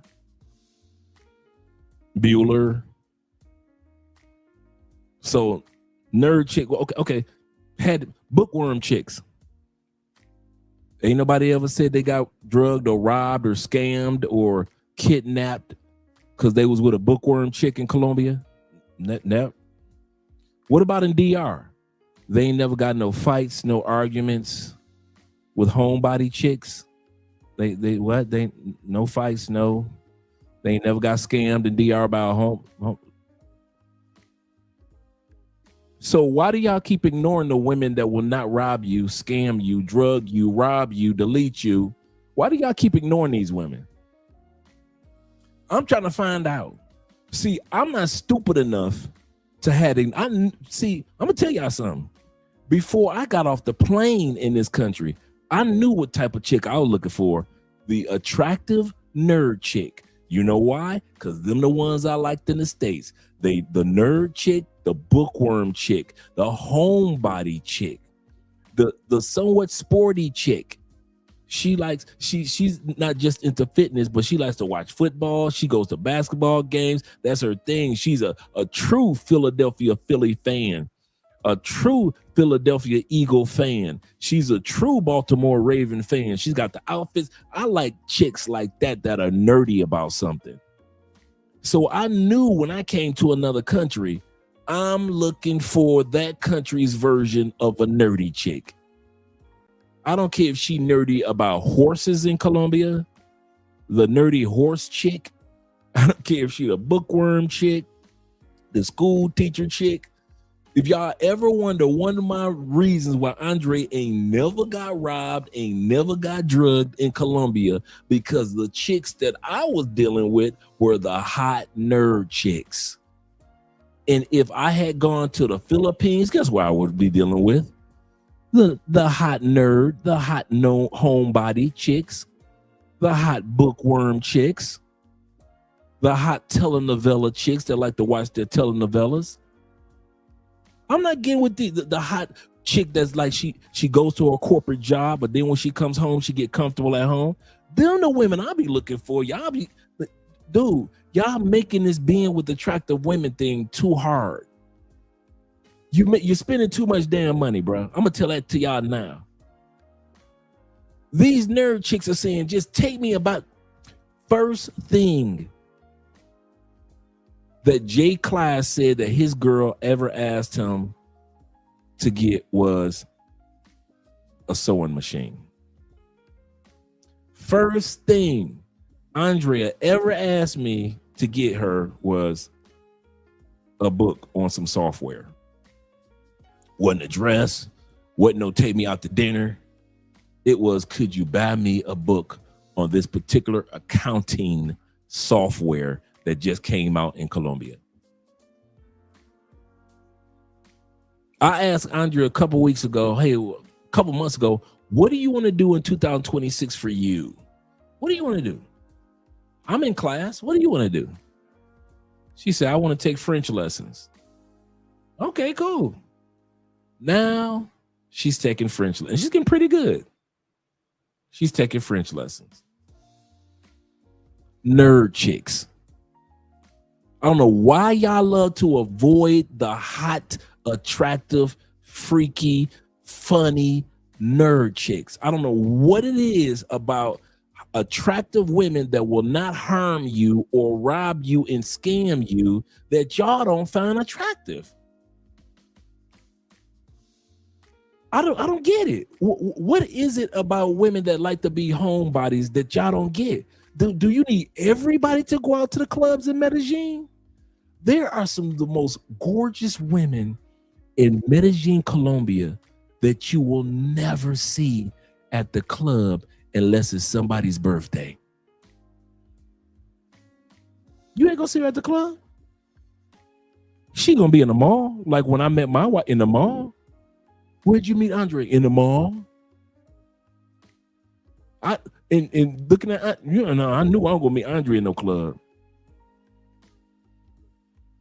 She'll go out to the club unless she's with me or with the family or a special occasion with her girlfriends. But other than that, I wouldn't have had a snowball's chance in hell meeting Andre in a club on a regular weekend. There are women in Brazil that will never drain your pockets. You know why? They nerd chicks. They got their own career. They ain't saying take me to the best restaurant. They say let's order a pizza and watch some telenovelas and be freaky. Can you do that? Can you order a pizza, watch some telenovelas and be freaky? But for some of us, that's just too much. You mean you don't want me to go popping bottles at the club with you, girl? We can go party like rock stars. I got enough money. And a female will tell you, that's nice. Can I take you to a monument tomorrow morning? What? Don't you want to go over to so-and-so tomorrow? And then she like, no, I got a museum I could take you to. I don't do no new museums. And that's why y'all keep getting with them same chicks that keep robbing, scamming, and stealing from y'all. It's cookie cutter. It's easy. Y'all make robbing y'all dudes easy because y'all go for the same type of women. And then those of us that go to other countries and get the good women in Europe, the good women in Africa, the good women in Asia, you scratching your head like, how he get a good woman? Man, F him. He ain't all that, F him. And here come the hating. when these nerd chicks, bookworm chicks, educated chicks in these other countries, homebody chicks, like I said, can't wait to get home and take that outfit off and put on a pair of boy shorts or sweatpants. Y'all don't want them. And that's why sometimes I kind of harp on the pay for play dudes when it go left. You ever wonder why I laugh? One of the reasons why I laughed, or when you dudes get robbed and drugged and wake up 3 days later, you want to know why I laugh right now? Because you didn't have to F with them when there was so many nerdy chicks that you could have been with that look just as good as she do, just as freaky as she is, and she would have sat back and spoiled you in your Airbnb, in your hotel room, and showed you a tour of the whole city. But here you go. You want to get something off the streets. And when that's something, or from the club, and when that something robs you, you want everybody to feel sorry for you. Hell no, I ain't about to feel sorry for y'all asses no more. I'm done with that one. If you do not want all these hot nerd chicks that I be seeing walk around all day, the gym rat chicks. The gym rat chicks are nothing but nerd chicks that like to go to the gym. No, gym rat, they get their bodies right so they can come out at night and do pay for play. Maybe some do, but not most. Not most.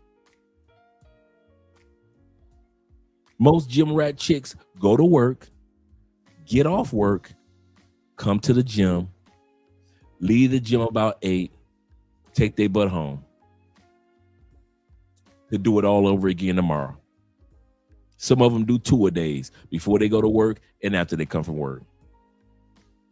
And y'all don't say nothing to them. Y'all don't say nothing to these chicks. Yep, they don't even know how to do that AMSM. They don't even know how to go to the brothel for safety. He said, Andre can help you talk with French parfum artists. That's true. That's true. Hey, I ain't gonna lie. I'm excited now to go back to Europe this year. Now that Andre is going to be well versed in her French. You should call your show shout outs. Shout outs to everybody. Yes, sir. Shout out to you guys. Necesito libras. Sí. Libros. Gotta have the books, man. Gotta have that. Gotta have it, man. Get you a woman that's just, man, please. Y'all doing it backwards, man. Y'all doing it harder than I would have. Glad I ain't do it like that. I'm with the sister. Sister say, take me to a bookstore. You can get it. Number 8, read books. It is embarrassing not to read books. If I say to you, what's the last thing you read? And you're like, oh my God, I don't know. Please. It increases your empathy. It expands your worldview. It teaches you something. It improves your vocabulary. It makes you the most interesting person in the room if you are the most well-read person in the room at any given moment. She's a 10, book edition with Nico and Edric. She's a 10, but she only reads romance. I can't compete with her book boyfriends. Beat it. That's still a 10 for me. Yeah, that's still a 10 for me. I like romance. I don't really care too much about the genre. At this point, I'm just happy she reading. For yeah, it don't matter. And she can just tell me whatever the book boyfriend doing, and I can do that. I'm cool with that. Yeah. She's a 10, but she openly compares you to her book boyfriends. I can't do it. You're right. What is she saying? Is she like my book boyfriend do this and you don't? Yeah, like she'd be like, Damon would have took the trash out. Nah. That's a 7. That's a 7. Cause what do you mean? I'm a real person. What do you mean? She's a 10, but she buys more books than she's able to read. I love her. Yeah, I love her. He said I love her. Forget the rating. I love her. Her debt is my debt. It's our debt. We're book debt buddies at this point. Yeah, but I'm like, how many books do you need? As many as we can get. More. Yeah. So now we can't pay the light bill because you chose to buy 2 full series, as though you got 8 on your shelf. We can read by candlelight. She's a 10, but when she told me her favorite books of all time, none of them were written by Black authors. What do you even like about me? None is kind of crazy. Yeah, none is diabolical. I'm gonna say a 9 because I do think it is a great opportunity for me to put her on to something. It's a great opportunity for me to teach her. And I feel good about putting my lady on to new things. I feel like it's a blank canvas. And that's the first experience that we can share together so I can paint that picture for her. It's definitely not a 10, but a 9. I agree. I agree. Yeah? You know what I'm saying? Because we don't know the circumstance. Yeah, exactly. You know, we don't know if she's new to book talk and she's only getting what's popular. Yeah, give her a chance. You know what I'm saying? Yeah. And like you said, like it's an opportunity it's my job for her to put grow. her on. Exactly. You know? I'm telling her beat it. She's a 10, but she can't tell you what the book was about, though she just finished it. She broke my scale. That's an 11. She's just like me. Yeah, facts. Low key. Like that take the pressure off me because now we don't got to discuss it. Just tell me, what was the vibe like? What was the vibe? What was the vibe? How did it make you feel, baby? See, the thing is, I kind of lose the anticipation. I want to know everything about it. What you mean you don't have no spice to give me? You know what I'm saying? Good point. That's still a 10 though, baby. If you have a woman that's a homebody, that's Shout out to the respectful, homebodies. that could care less about the nightlife and going out with friends.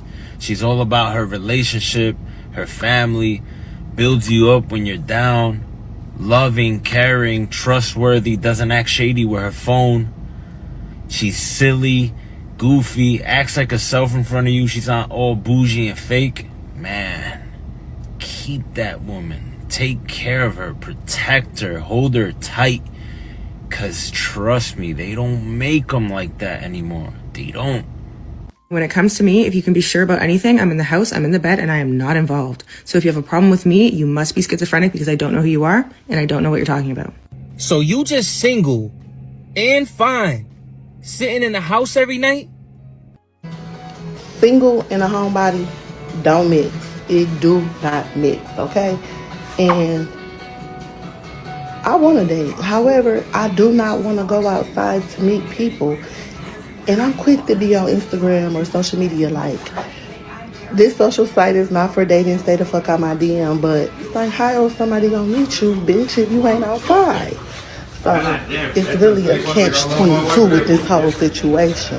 However, I'm single with no kids, no man, no pets. A bitch is gonna be outside 2026. Holla at your girl.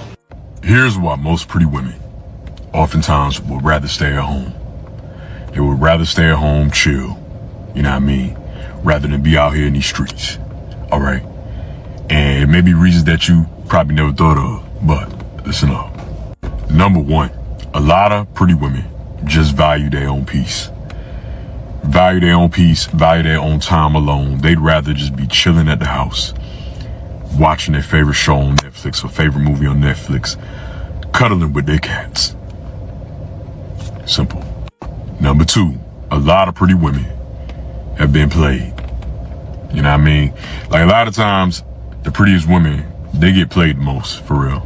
You know what I mean? So a lot of them find solace and, you know, find happiness and peace with just staying at home rather than being played by dudes over and over again. And number three, a lot of pretty women get bombarded. They get bombarded, you know what I mean, followed, you know what I mean, by other dudes, borderline harassed by other dudes. Like, they ain't trying to deal with that. They just rather stay at home, in their home, at their crib, in their own peace, you know what I mean, in safety. Like Shift Part 2. Y'all want to know what I be noticing? Why do the outside goers get so mad when the at-home stayers, me, express that we would rather stay at home than go outside? Like, you can't even say that you're a homebody out loud without one of them going, nobody cares that you like to stay home and be bored. Bored? Who said I was bored? Now I'm on y'all ass because we don't say nothing about y'all stories looking the same every weekend with the same people, the same plot, in the same places. And you know what? Y'all be having a ball. The thing about a homebody is if y'all like it, we love it. We clearly just be sitting there and watching. But as soon as we rep our set and say that we like to stay at the crib, it's a problem. Like, are y'all mad that you don't find solitude in your own being? That you have to literally leave your house and outsource for a good time? I'm not saying there's anything wrong with going outside. It's just not for me. The day will come where y'all realize that home is where the heart is. But until then, have fun outside. Homebodies, back me up on this. So my homeboy told me he met a chick. She said she was a homebody. I said, hey, be careful. He like, why? I said, hey, you can have a whole day planned for a homebody. If you call and say the wrong thing at the wrong tone, she gonna cancel the whole shit for you. You can be like, you hit her up on the day of, be like, yeah, so my day kind of got off to a little rough start or whatever, but I'm probably be running. She be like, don't worry, we ain't gotta go. You be like, girl, I wasn't trying to cancel. She like, no, but if it's okay if you don't want to go though. The best looking girls, the most attractive, the baddies, as some might say, at least in my experience, are the easiest to talk to. The one thing I can say about homebodies, though, homebodies are flaky. Homebodies will flake a date in a second. I kid you not. That going out, that social currency is not their DNA. They can be the finest, bruh. Andrea is so flaky with her friends. I'd be like, you ain't going? Nah. I just feel like staying home. I want to spend time with my husband. That's Andrea line. I want to spend time with my husband. Like we spend a whole day together. We always together. Nah, I feel like it. Yeah, they calling me now. I say, so you ain't gonna answer the call? You think Colombian women are flaky? Man, a Colombian homebody is extra flaky. Extra flaky. A lot of times you thought it was you that did something to cause her not show up on the date. It wasn't you. It was because that you was trying to date a Colombian homebody, a Brazilian homebody. Bruh, homebody women are flaky. All it takes is just they change your mind like, oh, I don't feel like it. I thought we was gonna meet up at so and so and so. Oh, let's reschedule.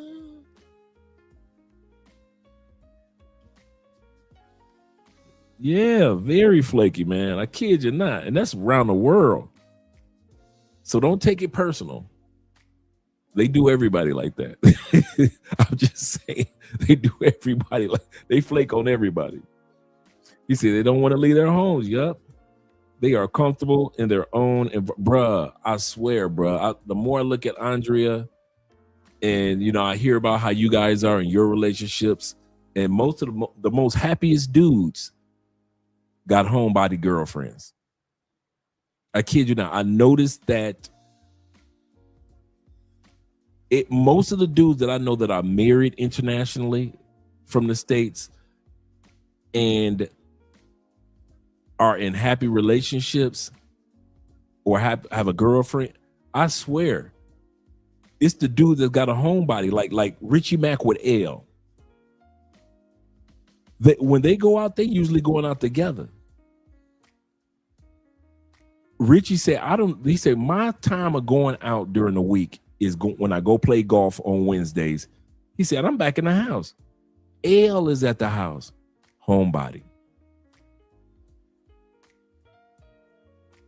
Me and Andrea are such homebodies. We have to schedule. For example, me, 0 milligram, and a couple of other brothers supposed to meet at the sports bar, Rico Richie, this past Tuesday, right? I get a message from 0. Hey Dre, I'm on my way. It's not far. It's because it's not far from where he lives. I'm on my way. I'll see you there in case you come. I'm really tired, man. I didn't go.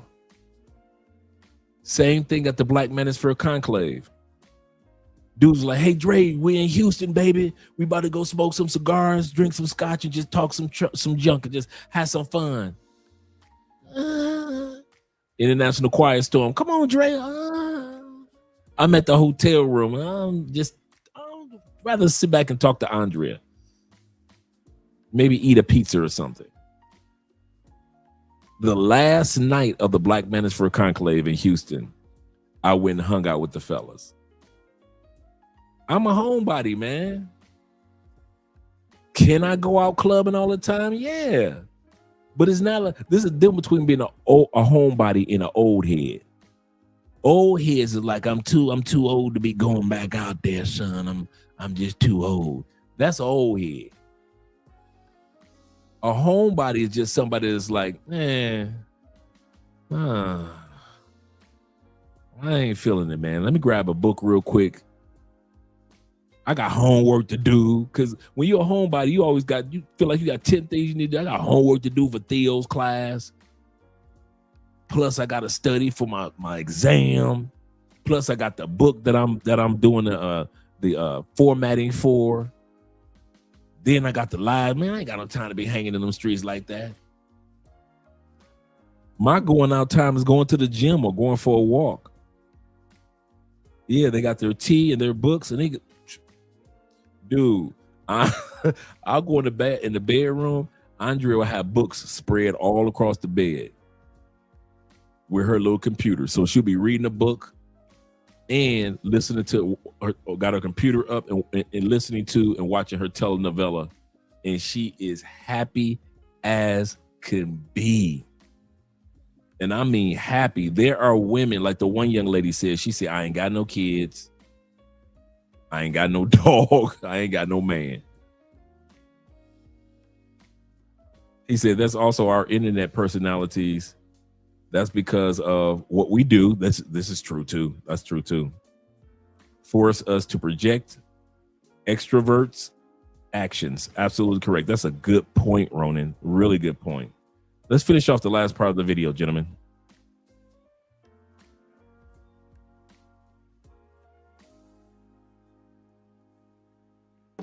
And let me offer a couple theories as to why I think that is.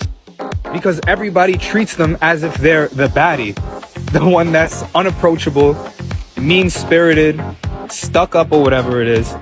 And in reality, that's just mostly not the case. These women are used to being treated with a special privilege that actually kind of makes them uncomfortable. They don't like being treated as if they're superior to other people just because of their appearance. They want to be treated like everybody else. They don't like when women treat them with this two-faced facade of, I'm going to treat you a little differently because you're beautiful. And they don't like men doing that either. They don't like men being super timid, half-stepping, coming at them with this weird, like, hidden intention approach. So when somebody approaches them with a very authentic and genuine desire for connection, they embrace it. That all boils down to not treating people on the basis of their appearance. You can meet a lot of pretty girls, but you know, when you meet that one that you like, I'm gonna do the most for this one. What makes a woman flawless? What makes a woman perfect is her heart, bro. It's her characteristics. Beauty and looks fade, but your character is who you really are. That's what lasts. So when I'm telling you, like, you flawless in your character, you flawless in your mindset, you flawless in your ways and how you do things, how you move, how you treat people, your mindset, your drive. When I see a woman like that, why doesn't she deserve the world? Why doesn't she deserve everything from me and the best from me that I can offer as a man? I ain't gonna lie to you.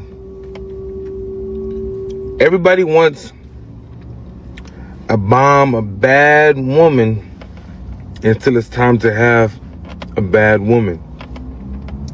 You want that idea of her? Oh, she looks good, body banging. But then when she go out, you insecure. When people hollering at her, you insecure. See, having a bad chick, it sounds good, right? Until everybody in her DMs, until everybody's coming up to her, until everybody's hollering at her.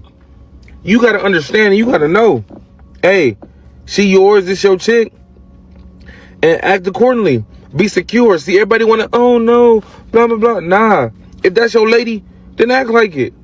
Like, you can't dim her light because you're insecure. You got to stop that. You got to cut that out. Having a bad chick ain't for everybody. But if you want one, act accordingly. I'm not saying let her go out and dress crazy and do all that other type of stuff. But understand, people gonna want her. Understand, people gonna go after her. All right. And now we are officially at the end of the video. And I hope that helped out. Tonight's episode helped out a lot of guys when it comes to attractive women in other countries. The brother was right. Don't dim her light. But I'll say this even more. Don't dim your own light. If you're into attractive women, be that guy. Like I said, I showed you variety of baddies, whether it was the intellectual baddie or the female that used her curves. The choice is up to you. But at the end of the day, don't dim your own light because you're afraid of the light that she has that might shine. Because she may be interested in seeing your light shine too. Let's get ready for some of these outros. I appreciate you guys being here with your boy. He said, I learned a whole lot. Thanks, Dre. I appreciate that, Nick. Yes, sir. Yes, sir. Let's get ready to enjoy a couple of outro videos.